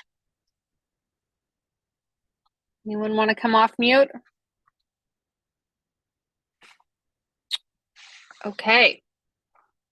Then I think, just turned my camera off accidentally. Sorry about that. I think we are good to keep moving if folks are okay with that. Thanks for helping us make up time. Chicky, anything you wanted to add here, or shall we keep going? No, well, actually, sorry, I lied, Chicky. The only thing I would add is, as Cable mentioned, the public use files that we typically would have gotten in March have not been available. So please know that the information that we shared today, we did get special permission from CMS to release that. So it's not as detailed as you normally would get. And it is, we look forward to hopefully getting the public use files sooner than later. And once we have that, we'll be happy to share more detailed information as CMS makes it available to us, and hopefully that'll be soon. So more to come. All right. Thanks all. I know we'll be interested in the final more detailed numbers when they're available. I think if I'm looking at this right, we are headed to Katie. That's correct. Hi, everybody. I'm Katie Button. I use she, her pronouns. I'm the plan management and policy analyst for the marketplace. I certify the plans we sell, and I keep an eye on carriers and make sure they're doing what they're supposed to be doing. Don's giving me the signal to slow down. Thank you, Don. Let me take a breath. Hello. I only have on and off, so I do need to calm it down sometimes. So we recently conducted our carrier approval process, which is a three-step process. We started, excuse me, with our request for application, and Chicky and I realized that we've never actually talked to you all about how we approve carriers, and so thought that that would be a useful topic for today. So we start with the request for applications, or RFA. We do that in the first quarter of odd years, so every other year, and that covers the next 2 upcoming plan years. So we just did it this year, 2025, and it's good for 26 and 27. And then after carriers are approved, then we sign a contract with them. We do that every summer, and that covers the next upcoming plan year. And then plans are certified in October, and that's the last step before they're available for sale. Next slide, please. So to go a little bit more into what the RFA is, it is a procurement. We do hold it every other year. We started that in the beginning to make sure that we wouldn't have any carriers sit out the first year and potentially let other carriers take the enrollees who might be less healthy. And then we've continued to do a 2-year timeline on that. It being that it is a procurement, doing one every year is kind of a lot of work, but we didn't want to make carriers wait too long if they wanted to come in. So we've held that 2-year timeline. That's worked well for us. The application consists of an attestation and a questionnaire. And the attestation is completed by both medical and dental carriers. It basically is them agreeing to do all of the things that they need to do to offer plans. And then the questionnaire has questions for medical carriers, and it asks them questions about, like, how do you provide information to your enrollees? How do you provide culturally and linguistically appropriate information to your enrollees? Questions about quality, just things so that we can get to know carriers. The RFA is a little different than an RFP in that we approve every qualified applicant. So if you do it right and you have carriers that are good at what they do, you should be able to approve everyone. So we have always been able to approve all of the applicants. And then because it is just approval to participate, we are not required to contract with applicants. They're not required to contract with us. So if we get to contracting and the carrier decides they don't want to sign our contract, then they don't have to, and we end our relationship there. And they're also not required to submit plans for certification. We've had a few times where new carriers have come in, and then as they've gone through plan filing process have realized, this is more than we thought it was going to be, and we're not going to be successful here. So we've ended our relationship there as well. So again, this is just getting people in the door. This lets me know which carriers are interested so that I can start to work with them, and it also lets them know what our expectations are. And then after they start doing the plan filing, then that's really where we get to establishing a relationship. Next slide, please. So our marketplace contract is between us, the marketplace, and the carriers, and it covers things that we require of them. So it's going to be a lot of state requirements, some federal requirements, and then can be things like last time we added that the carriers need to do their SBCs, or their summary of benefit and coverage documents, in Spanish as well as English. It's not a requirement. Most of the carriers were already doing it. It's good for consumers, so that's something we added to the contract and the carriers agreed to. We update it every year to accommodate changes at state and federal level, and then, like I said, things that we just decide upon together that would be good for Oregonians. It's usually signed late in the summer, and then it is effective for the next year. So we'll sign contracts this summer in 25, and they'll be good for plan year 26. Next slide, please. Lastly is plan certification. So plans are filed in mid-May with the rates, and that's when the certification cycle starts. So I review the plan benefits and cost sharing with my colleagues at the Division of Financial Regulation, or DFR. They're at the Department of Consumer and Business Services. And we look at, make sure that the plans meet all of the requirements they're supposed to meet, make sure the standard plans match all the things they're supposed to meet. And then I kind of do a once over and make sure that everything looks good. The carriers do a lot of work, and it's full of data. And so sometimes people will miss things like, oh, that should be 10,000, not 1,000 on that family deductible. So I kind of just do a once over and hopefully catch most of those little things. DFR does the rates, and they review them throughout the summer as we're reviewing the benefits and the cost sharing. And then at the end, after we have, Marketplace has signed off, DFR has signed off, then they're ready for certification. And we do that usually around October 1st, and then they're ready to go up for sale. Next slide, please. So as I said, we just completed our RFA. And all of our existing carriers applied, and they were approved for 26 and 27. So you'll see all of them there, and we're excited to have them back. We did have 2 new carriers apply. United Healthcare applied to offer medical plans, and Humana applied to offer dental plans.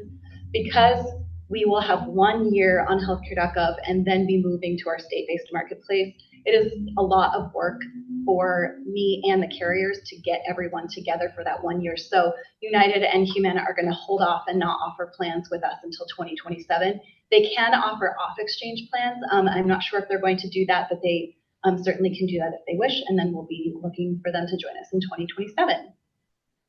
Are there any questions?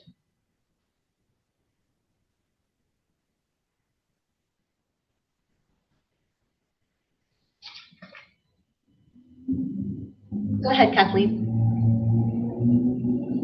I know I've brought up this concern in past meetings. I am concerned about providers being on a plan, being available, but not actually offering and approving services for people because they don't have contracts within the areas of their members. So provider contracting is not something that the state has a lot of authority over. It's mostly between the carriers and the providers.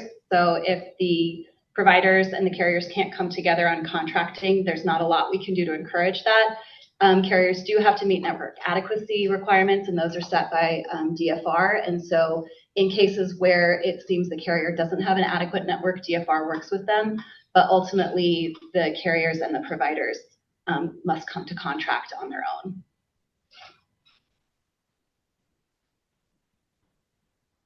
Are there any other questions?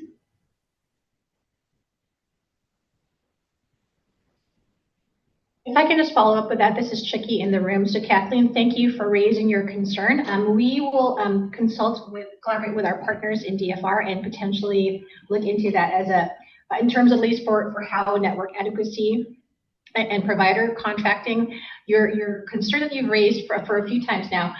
We'd love to come back hopefully at a future HIMAC meeting and provide this group with an overview of how that works and our additional regulations and guidance that might be helpful for us as we talk about market in relation to the marketplace. Hopefully that would work for you, Kathleen. Yeah, I appreciate it. It's just hard when you're trying to set people up with services and their insurance denies and then is not contracted with any providers in areas. And I'm thinking of one specific one on the screen that isn't contracted very robustly in the Eastern Oregon area. So their members are really put at a financial disadvantage in many ways that impacts their care. Thank you, Kathleen. Go ahead, Katie, good morning. I was just curious about, on the questionnaire, do you have in your questionnaire, you have questions about that customer service? I'm just saying it because I have not a very good thing about one of the dental company that, going to be into the contract with carry on to be the contract. So I'm just kind of referencing to the Medicare. They do have a star rating system, which I know is probably not going to apply to us, but I'm just curious about you check with their customer service at all on the questionnaire, and can you just not contract with them because they have such a poor customer service? So thank you for that question. We don't ask specific questions about customer service directly. We ask about sort of their interactions with customers in general.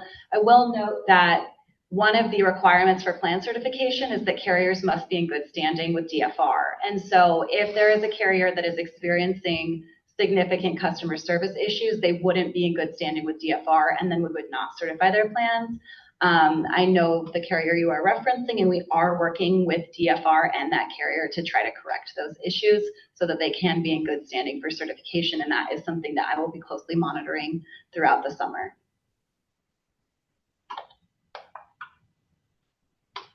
Joanne, go ahead. Oh, you're on mute. Thank you.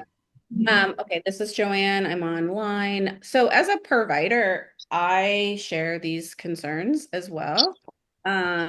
And the DFR is a new concept to me. And so, Chicky, I don't know if there's a benefit I could offer to sit with you or talk with the committee, but I have some concerns about the way healthcare says they have contracts and don't provide payment. Thank you, Joanne. Yes and yes. I'm still processing and we'll definitely follow up with you after this meeting to see how best we can meet, collaborate, and bring in DFR as appropriate, and we'll take next steps after that. So thank you for bringing that idea. And just a quick follow-up, DFR is the Division of Financial Regulation. It's part of the Department of Consumer and Business Services. Andrew Stolfing is one of our ex officio members. It's kind of a sister agency. They do the regulating part of regulating insurers, and we do the sort of part. So that's our relationship. That's who DFR is. So yes, as Chicky mentioned, we can follow up with you.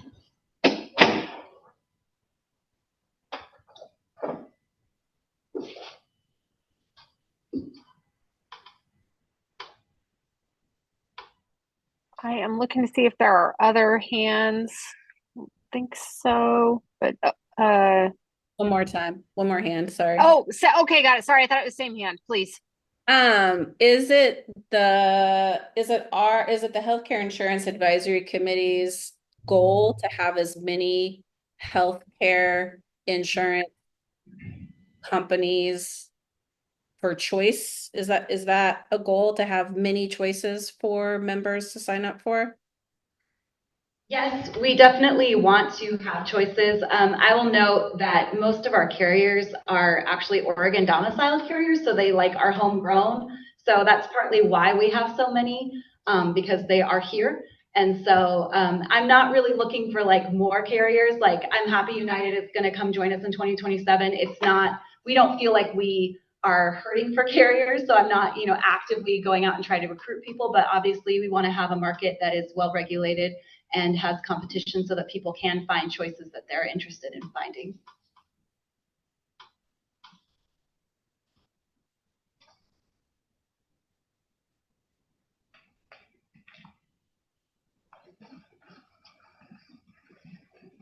Okay.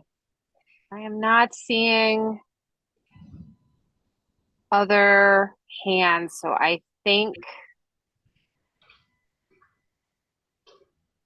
folks, lots of questions, lots of interest in follow-up, but maybe good for today on this topic. Is that fair?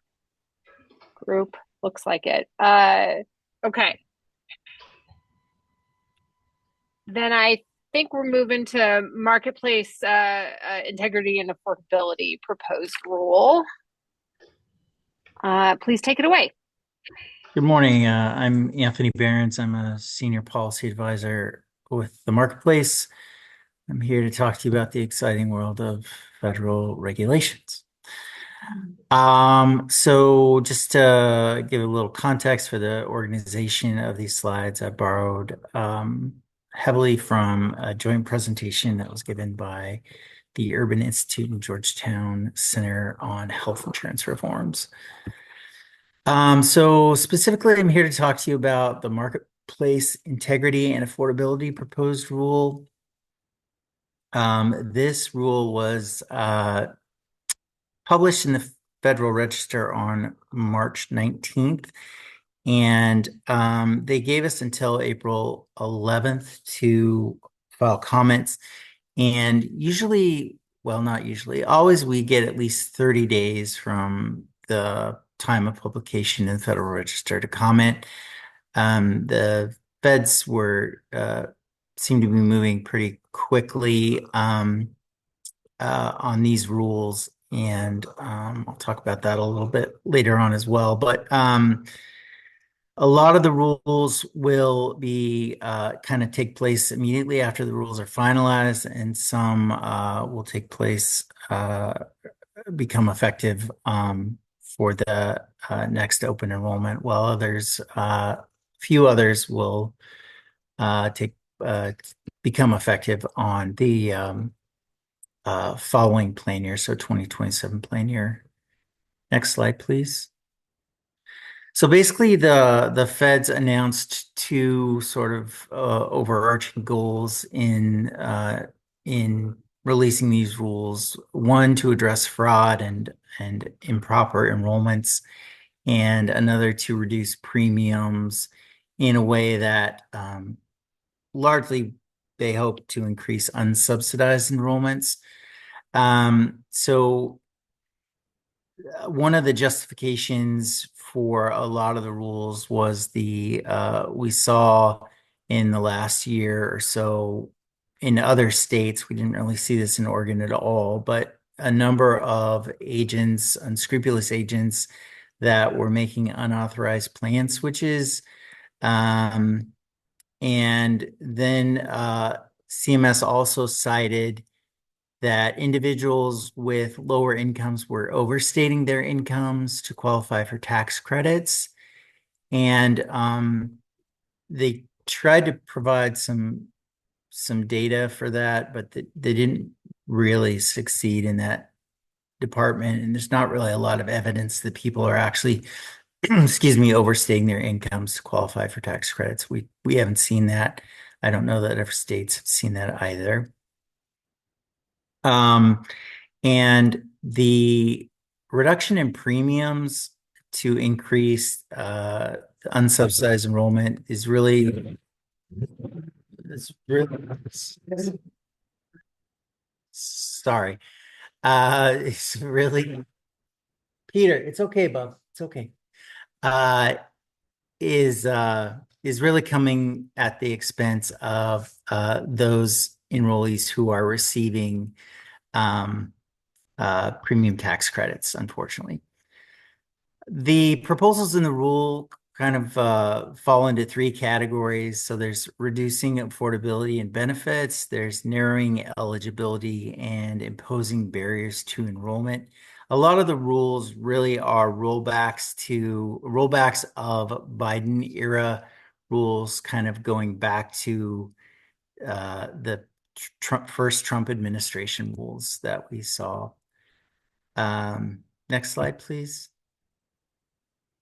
So first, to talk about proposals that reduce affordability. So the calculation to determine, or the methodology to determine the maximum out-of-pocket limit, they changed that so that it would actually increase costs, and it's estimated to increase the maximum out-of-pocket by 15% in 2025. The Internal Revenue Service typically adopts this same calculation, and so the estimate is that when the IRS adopts it, it would reduce premium tax credits, resulting in about a 4.5% higher net premiums for those who receive premium tax credits. The sort of next major change that reduces affordability is permitting less generous plans. So they've changed the range that they're going to allow for AVs, so that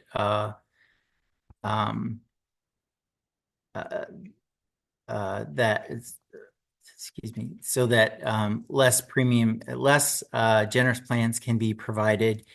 CMS estimates that this will result in a 1% decrease in gross premiums, and will save the federal government about $1.22 billion in premium tax credits for 2026. This shouldn't affect our standard plans, as there was an exception for states like Oregon that have their own standard plans, that those standard plans can retain their same AV ranges. And the third proposal here is disrupting auto enrollment. So currently, people that receive premium tax credits that cover basically the entire amount of the premium. They don't necessarily need to sort of redetermine their eligibility. The federal government has proposed imposing a $5 premium charge on those individuals whose entire APTC covers their premium, so that the hope is they will be prompted to redetermine their eligibility. If they don't do that, they're going to get these premiums that kind of start to rack up. So for this this one I've titled Disrupting Enrollment, the FFM will implement that for 2026. So that'll apply to Oregon in 2026, whereas full state-based exchange will implement that in 2027. Next slide, please. One proposal that they have that will reduce benefits is the prohibition of gender-affirming care as an essential health benefit. They're still going to allow states to mandate this coverage, but states will have to cover the cost. Next slide, please. So there are also proposals that limit enrollment and also just impose hurdles to enrollment. And one of those is the shortened open enrollment period. So they're proposing to go back to the enrollment period in effect during the Trump administration, which ended a month earlier than the current open enrollment of December 15th. And they're proposing to apply this to all states, so not just FFM states, but even full state exchanges. So this is kind of a shot across the bow on state flexibility and autonomy of their markets, which we have typically enjoyed even under the first Trump administration. They're also eliminating a special enrollment that applies to individuals with lower incomes, specifically under 150% of the federal poverty level. And this will become effective within 60 days of the final rule.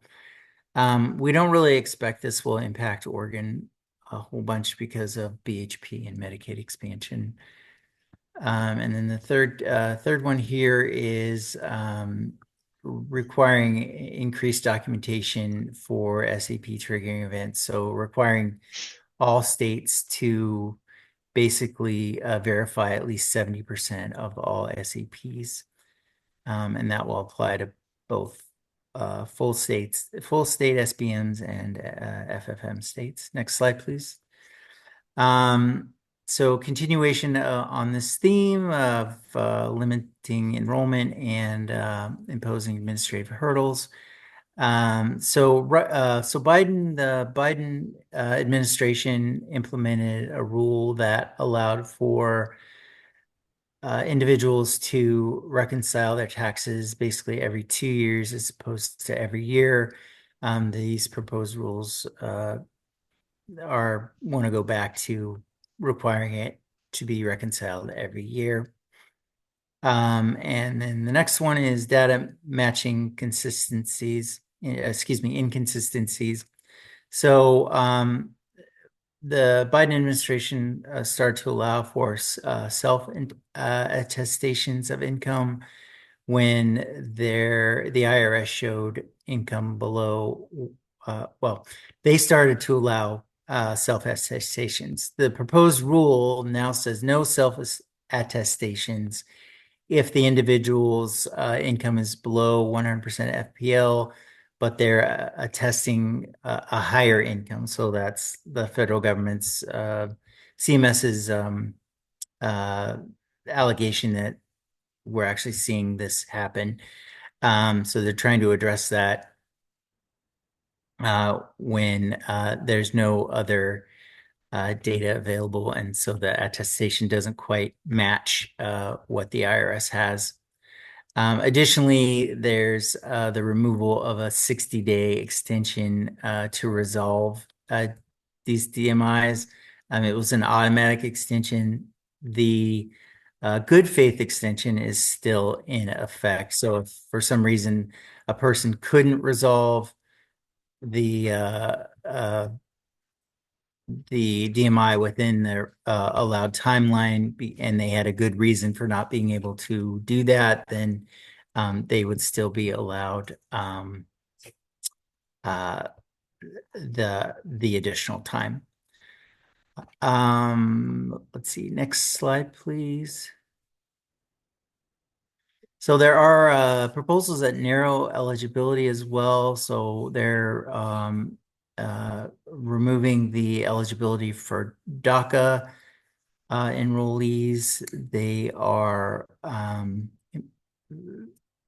going back to pre-Biden era policy that allowed for a de minimis amount of unpaid premiums. They're getting rid of that allowance, and then they're also allowing carriers to deny coverage for past due premiums that are owed. And the states would be required to provide any kind of notices that would accompany the past due premium cancellations. Next slide, please. So in this rule, the CMS announced some new sort of changes about how they were going to view public comments and what they wanted to see in public comments. So they requested evidence and data. They said that they may not even really pay attention to public comments because they are now recognizing that a lot of these come from special interest groups and may not have the best interests of the marketplaces or exchanges in mind. Rather, they're looking out for their own interests. And we have seen that, as I mentioned before, that they seem to be moving really fast on these rules. We have seen where the AV calculator was already revised to incorporate some of the changes that were just proposed, not yet finalized. And then we've heard from 2 different sources that the rules would be finalized as they are. So I think this, they don't really, they've kind of signaled that they don't really care what the comments say. And we're kind of hearing that being confirmed by the fact that they intend to just kind of move forward. We think this could and probably will result in litigation to challenge some of these rules. That and the shortened public comment timeline are red flags that may result in injunctions against the rules. I probably used up all my time, but I'm happy to answer any questions if that's allowed by the moderator. I am looking to see if anyone has a hand raised. Don't see it on the list. Okay. All right. Thank you very much. Thank you. Okay, next up, legislative bills of interest. Please take it away.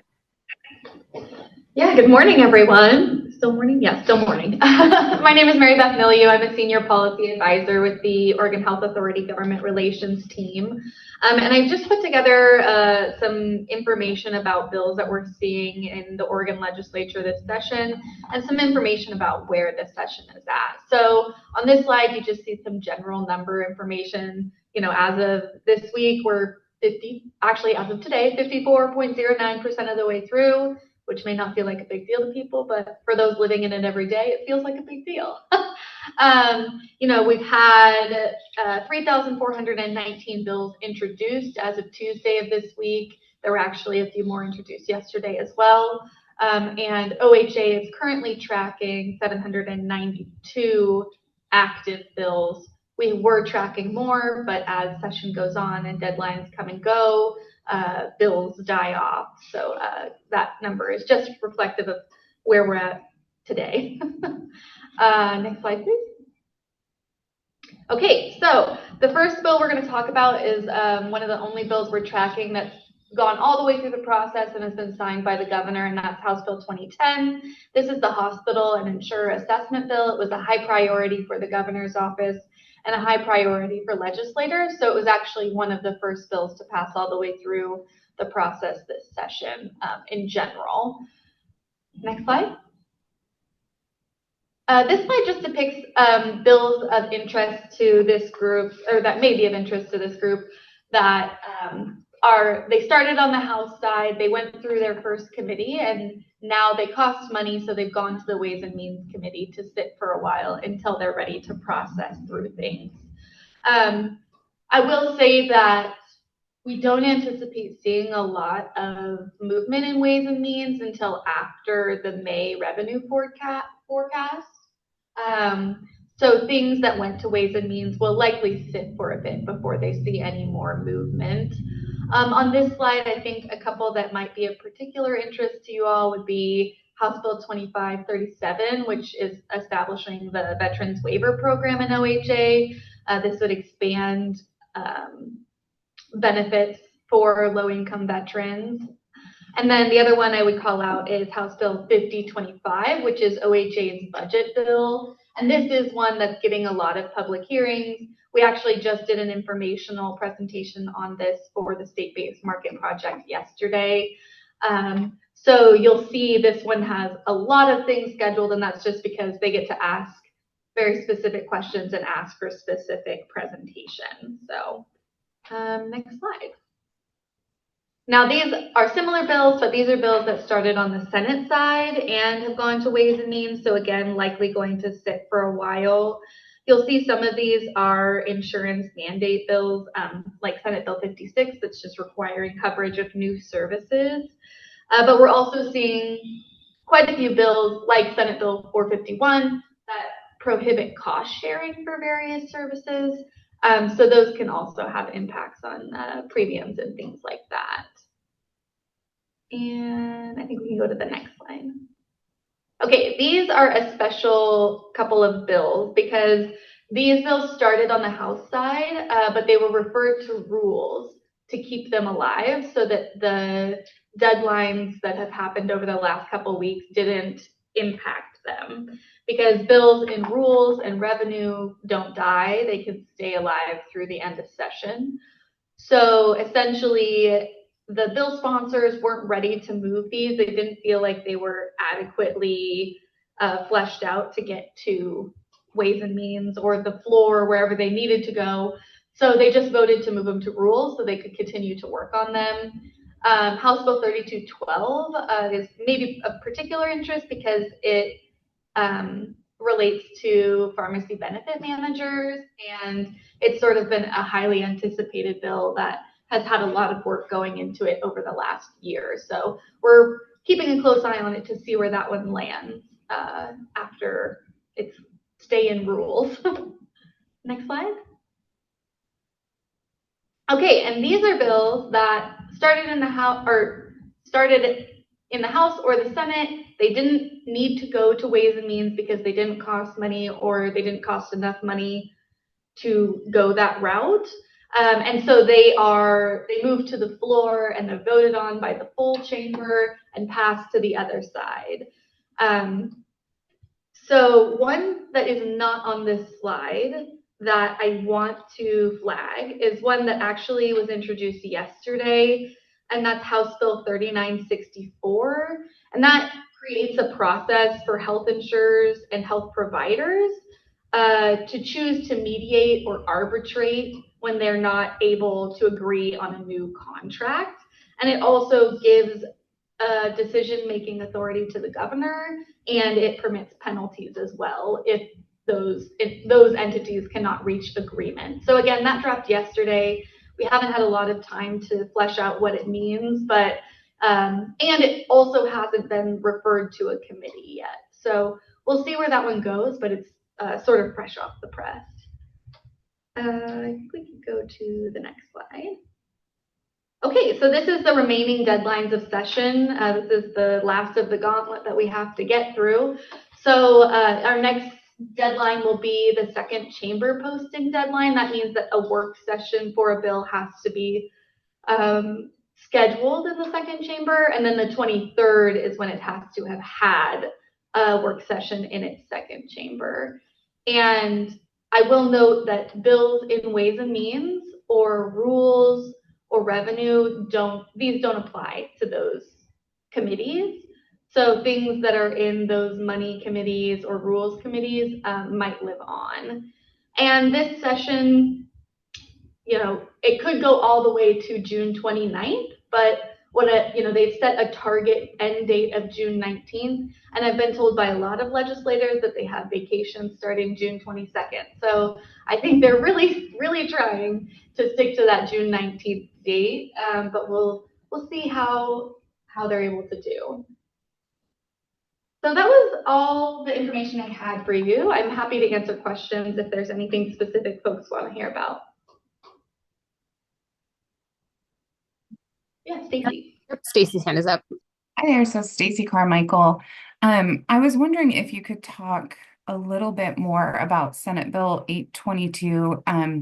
It was on one of your slides, and I think it's about network adequacy, but it would just be interesting to get your perspective because we've talked about network adequacy on this call earlier. I just thought it would be of note. Yeah. Sorry, let me just get to my notes on that one. Yeah, so this bill sort of targets large employer plans and modifies the requirements for their network adequacy. From the OHA perspective, we're really tracking this one because it has impacts on our public employee benefit board and our education benefit board.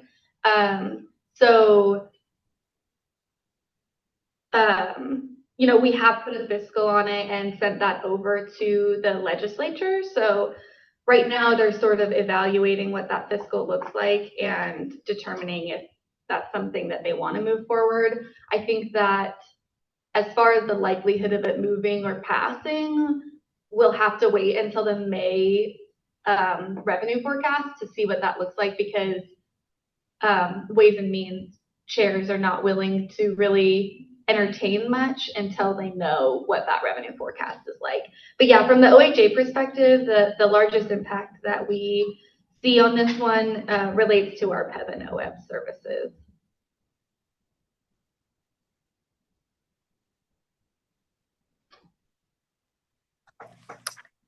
I am not seeing any other hands.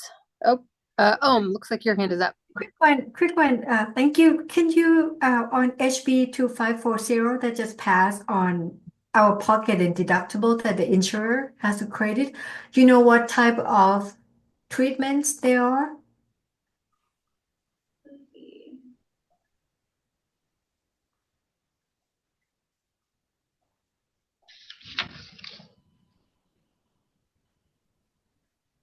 Sorry, let me get to my notes on that one.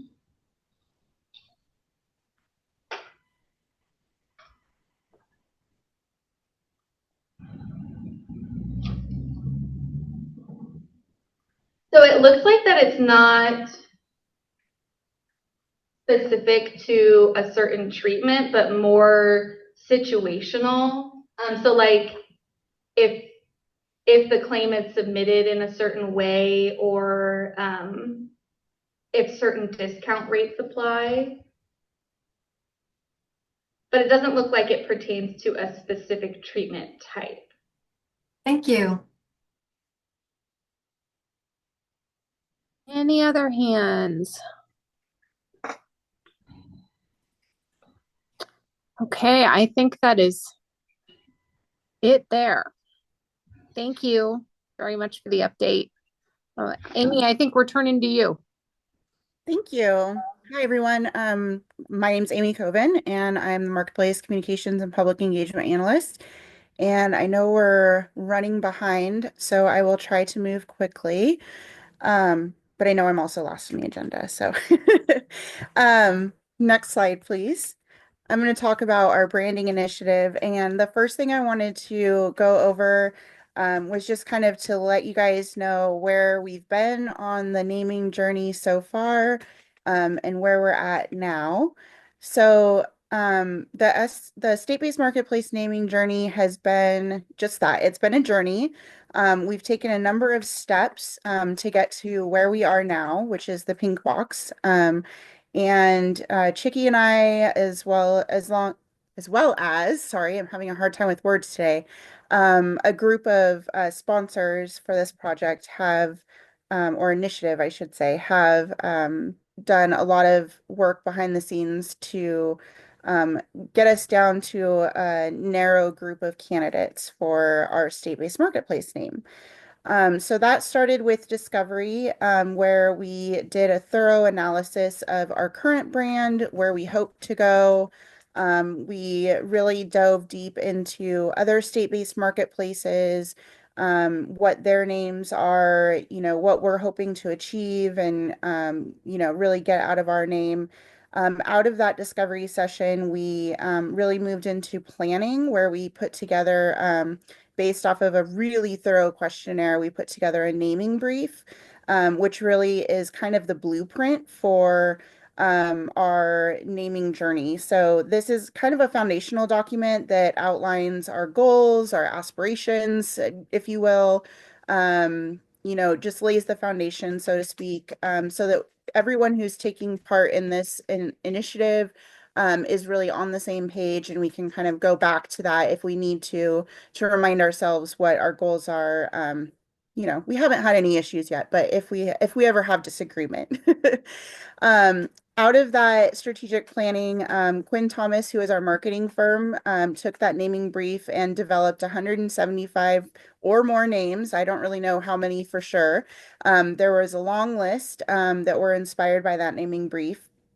What they did initially was they did a pre-screening where they knocked out a lot of those names based on pre-screening. That was really largely based off of Google searches. They did things like Google search the name along with Oregon, or Google search the name along with health or insurance, just to kind of see what came up.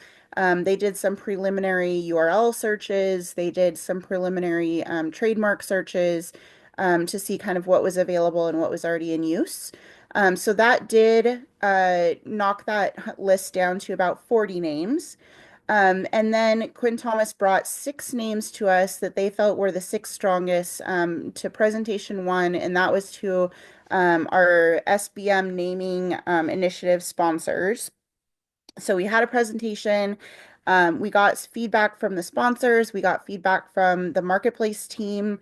And based on that feedback, we were able to give a lot of really great feedback to Quinn Thomas. They took that feedback, kind of noodled on it a little bit, and then actually 2 days ago we had presentation two, where they dove deeper into the names that they had provided to us initially, and then gave us a couple of other options to consider as well. So now where we're at is we've had this second presentation. We have some additional name concepts.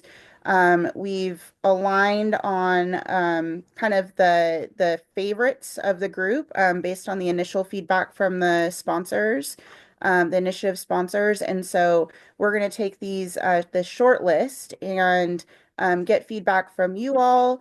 We are going to get feedback from the marketplace team, go to the listening sessions and so on. And then we are going to move forward to focus group testing as well. So we have a lot of different avenues to get additional feedback, but starting with you all. Next slide, please. So just as a general overview and reminder, the goal is to really create a name for the product of the state-based marketplace. OregonHealthcare.gov is not going away. The intention is to keep OregonHealthcare.gov as a hub, if you will, where folks in Oregon can go to find out what health insurance options exist. And then based off of their unique situation or needs, then they would get, sent off to either OHP or maybe SHIBA, the Senior Health Insurance Benefits Assistance Program, if they're, looking for Medicare help, or they would go to whatever, we call our state-based marketplace or the Oregon Health Insurance Marketplace. We will still be called technically the Oregon Health Insurance Marketplace, but we're looking for something that's a little bit, more catchy, something that's a little bit more fun and a little bit less confusing, because as we have heard for years and years, Oregon Health Insurance Marketplace is often confused with Oregon Health Plan and many other things. So we're looking for something that is going to work very well within the OHA ecosystem, but also separate it nicely from OHP and SHIBA. Next slide. So just, within that naming brief, this is just some of the highlights within that naming brief. We've identified that the audiences that we are really looking to identify, to serve are the diverse communities within Oregon that are seeking health coverage, and then also the community groups and advocates who serve those Oregonians as well. We want to make sure, in other words, we want to make sure the name works for everyone. So we are looking to get input and perspectives on the names options from a diverse group of folks as well. We also want to make sure that the name reflects our mission, that it feels approachable and trustworthy. We don't want it to feel governmenty. We'd rather that the name feels like a friend, like someone that you would just go to for like a tip or, hey, this person knows, kind of how it works. So this is who I'm going to go to. We want to make sure that the name feels distinct and memorable. We don't want it to sound really gimmicky or, official or health insurance-y, or to be confused with a healthcare provider or insurance provider or carrier. So we're definitely towing lines here. We want to make sure that the name is easy to say, spell, and understand, and that it's easy to avoid misspellings. We know that there are some marketplaces around the country who, like, for example, Kentucky's Connect, which is, they have it spelled very interestingly because they're following their the state spelling, which is great, but we want to make sure that folks know how, that they're going to be able to spell it easily. So we're just kind of keeping an eye on that. Want to make sure that we're seeming very credible, flexible. We're also paying close attention to how we can transcreate the name into Spanish and how that name the transcreation will resonate with our Spanish audiences, whether it's transcreated or whether it's just in English. And then we also want to make sure that it's going to be a good cultural fit for all Oregonians. As you all are very well aware, the eastern side of the state is very different from the western side of the state. We've got very different audiences from our tribal communities to our urban communities and so on. So we want to make sure that everyone is feeling represented, and then that it doesn't feel like we picked a name that, specifically fits Portland or something like that. So next page, please. So the first name that we are proposing is To Your Health, which in Spanish is A Tu Salud. To Your Health is really speaking to the goal that we are hoping that Oregonians are coming to us to. We're really hoping to give back and to embrace the health of Oregonians and to help lift up the health of Oregonians. And so it's really that we are a space where we are helping to help Oregonians find ways to embrace and lift up their health. That makes sense. Sorry, I'm having a hard time with my words today, which is really challenging. And I'm going to go over a couple of different name options and then show them all on one screen so that you guys can kind of just digest them all at once. So next slide, please. The second name option is Chorus, which in Spanish would translate to coro. And this is a more creative option. The kind of thought process behind it is that a chorus is musically speaking, is a group or a collaboration of voices that harmoniously kind of come together to form, a beautiful sound, right? And so the marketplace is equivalently a group of plans that are kind of coming together to form this place where people can go and find the coverage and care that they need. And similarly, we have partners who are able to come together to collaborate to provide the assistance that Oregonians need and so on. The other nice thing about Chorus that is that I'd be remiss not to point out is that it does have OR in it, which is, for Oregon. It also has US in it, which is for us, which is a nice kind of tie in to the fact that we're really trying to bring people together, and we're trying to create that, foster that idea that we are trying to really make sure that everyone feels included and that everyone knows that they are able to come to us to get the information and the coverage that they need. And then the third name that I wanted to bring to you today is Explore Health, which in Spanish is Explorar la Salud. And I apologize if I'm mispronouncing the Spanish translations. It's been a while since I took Spanish. Um, the thought process between Explore Health is that, first of all, you do have the ORE in there, which is, kind of a tie-in to Oregon. And then as someone mentioned in our initial meeting on Tuesday, it does also have the EX in there, which is kind of a tie-in to our exchange, if you will. But really what Explore Health is kind of a more of a reference to is the fact that Oregonians, regardless of where you live, Oregonians really like to, as a whole, get out and explore and get out into nature. And we're really a state that really values the outdoors. We're really a state that, likes to get outside, and that's just something that we're really big into. And so that's kind of where we're going with that thought process, is really trying to pick up on the values that Oregon has and what's important to Oregonians. But alongside that, the marketplace is a place where people can go to explore their options, to improve their health. They can explore the plan options that are available to them. They can explore the benefits that are available to them. So there are literal meetings, but there's also kind of the metaphorical side of it as well. So if we can go to the next slide, it'll show all three of these name options, as well as a couple of kind of sample little taglines or statements that we could potentially use in like marketing. So you can kind of plug and play Mad Lib style, to see kind of how those names would fit in. But I just wanted to give space. I know that we're a little bit behind on schedule. So Chicky, if you want to weigh in, I don't know how much time we want to leave for feedback, but I would love to get any feedback that you all have, however much time would allow.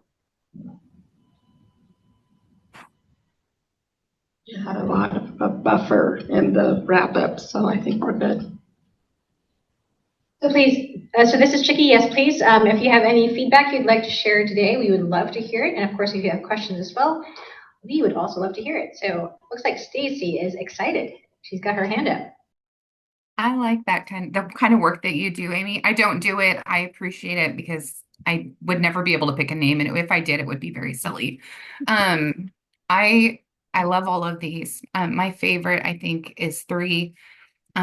I really enjoyed Chorus once you explained it. And once you said it, I'm like, oh, that is really clever. But I think I would just be worried that you have to explain it for it to really connect and make sense.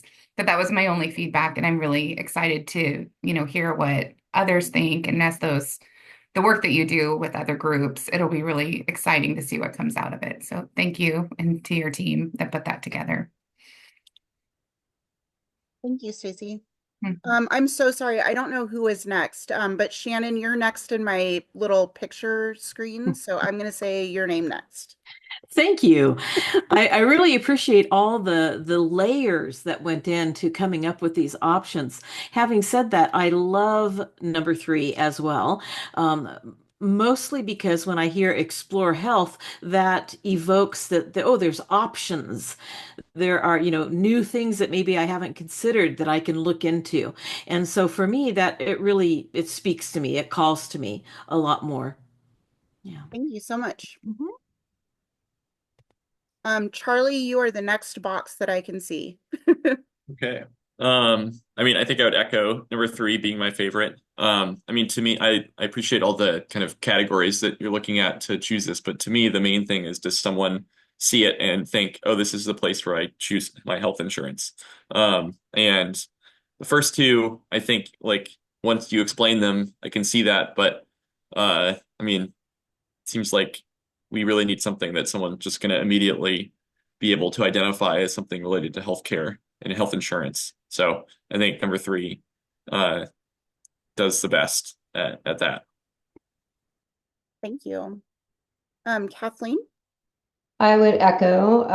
I think that number three is intuitive and is also, I liked that you pointed out that it is something that really does resonate with Oregonians, that we like to go out and explore things and why not explore our health at the same time? Thank you so much.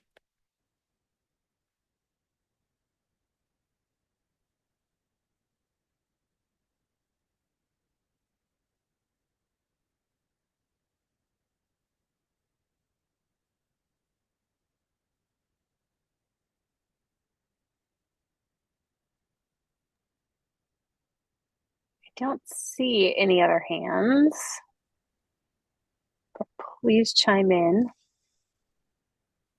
I don't. And I do want to add just really quickly, just for everyone else on the HIMAX awareness, that Lindsay and Nishoba already gave really great and excellent feedback because they are two of the sponsors in the initiative. So they're quiet today, but we did get some really excellent feedback from them a couple days ago. So I just wanted to let you all know that they did provide great feedback too.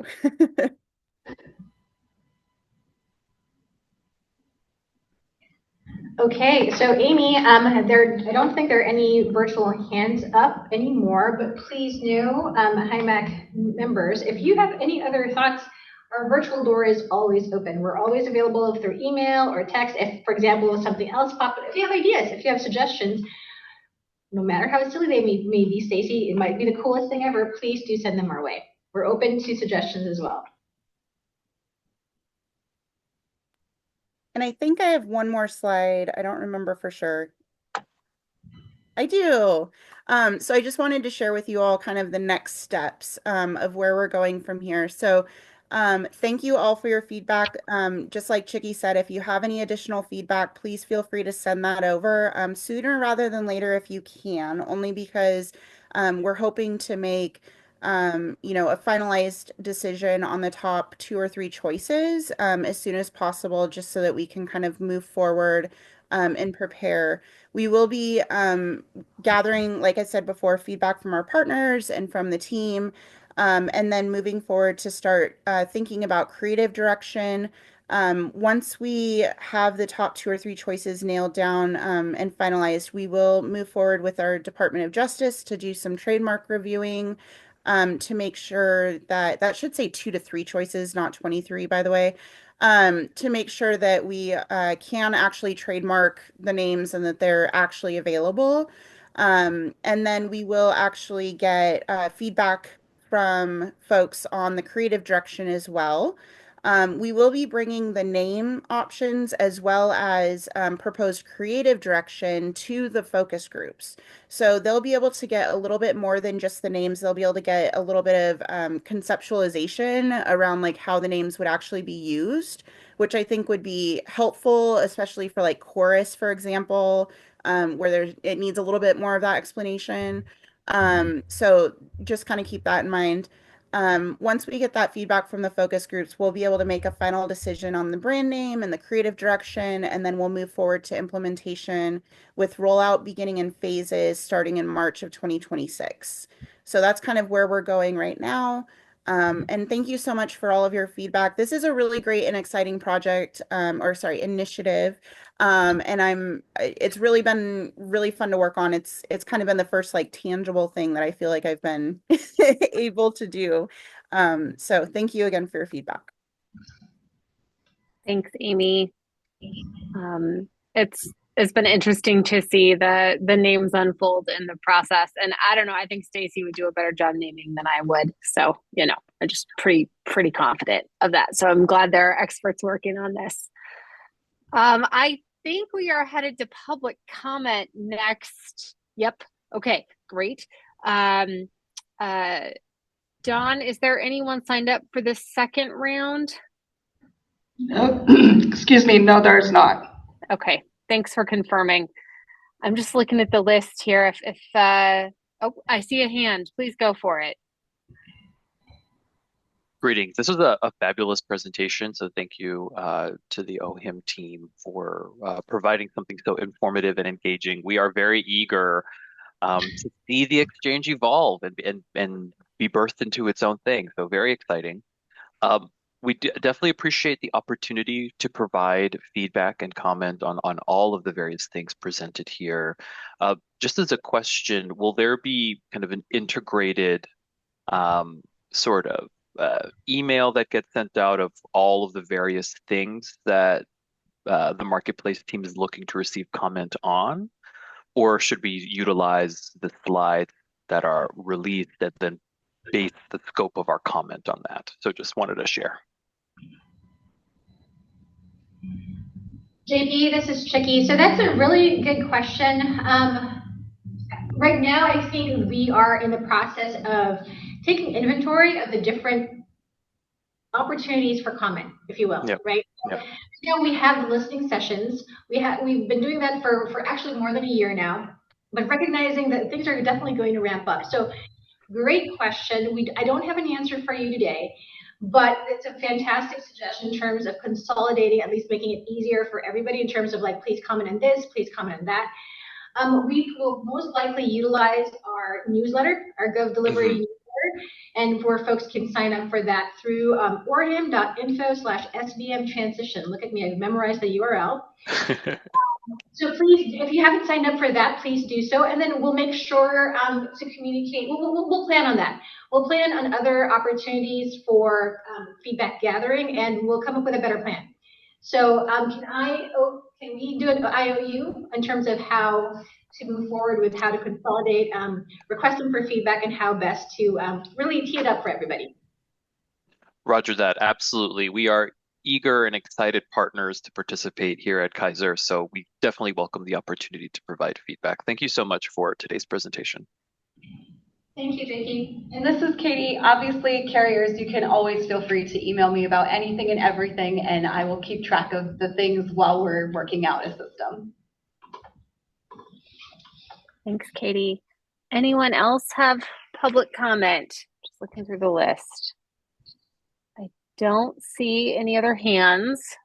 So I think we are good to transition to wrap up.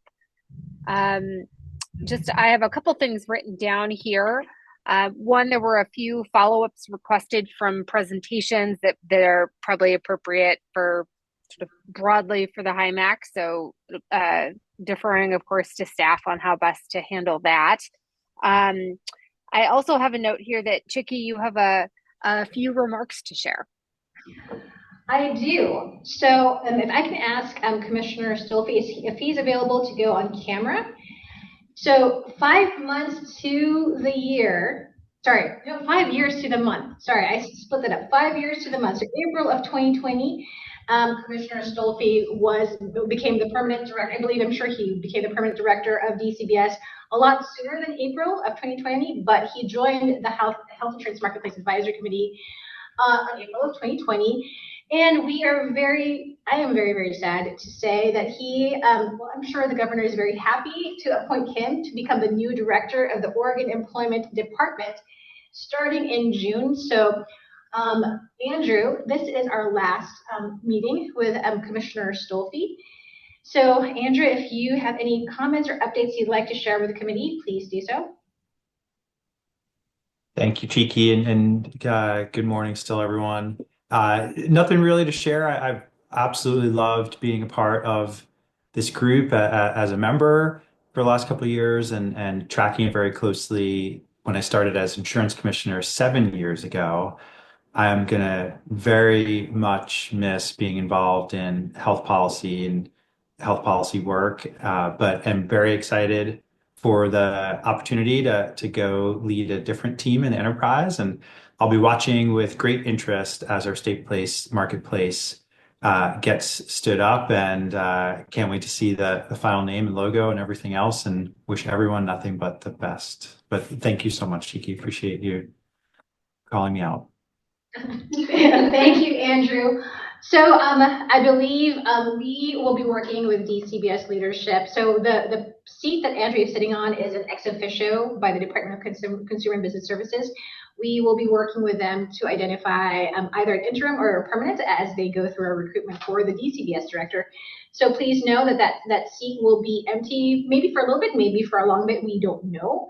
But I'm sure if you have any questions specifically for DCBS or DFR and don't have a direct contact, please send them our way and we will make sure to always connect you with our friends over at DCBS. So Andrew, thank you again and best of luck in your new enterprise and your new challenges and adventures. And of course, we will also be keeping a close eye, and please let us know how we can be supportive of the Oregon Employment Department. Thank you, Andrew. All right, thank you. Chiki, do you have other items on the list for wrap up? So we do have a couple. The team and I we put together a list of. I'm sure we were all taking notes in terms of follow-up items. So please know either I'm reaching out individually to those that flag those for us, or we might come back through as a full group saying, hey, here are the follow-up items, and we will be either following up through email or maybe at our next couple of meetings. So segueing into that, our next meeting is actually on June 7th, in late June. It's for the assessment rate. I forget the exact date, but please let us know if you don't have it in your calendar. We will be talking about the 2026 marketplace assessment rate, and we will be bringing forth a proposal in relation to that. That's in June. And then lastly, our meeting for the summer is July 17th, 2025, and that will be additional. It will be a hybrid meeting again. Great, thank you. Just looking to see if any hands in the chat. Don't see any. Well, then Chiki, unless there's anything else, I think we can wrap for today. I'm looking around the physical room and then looking around. Okay, great. Oh, and just to confirm, the assessment meeting is June 18th at 9:30. Thank you. All right. Well, I hope everyone has a safe and healthy summer, and we'll see you in June and July. Take care, everyone. Thank you. Thank you.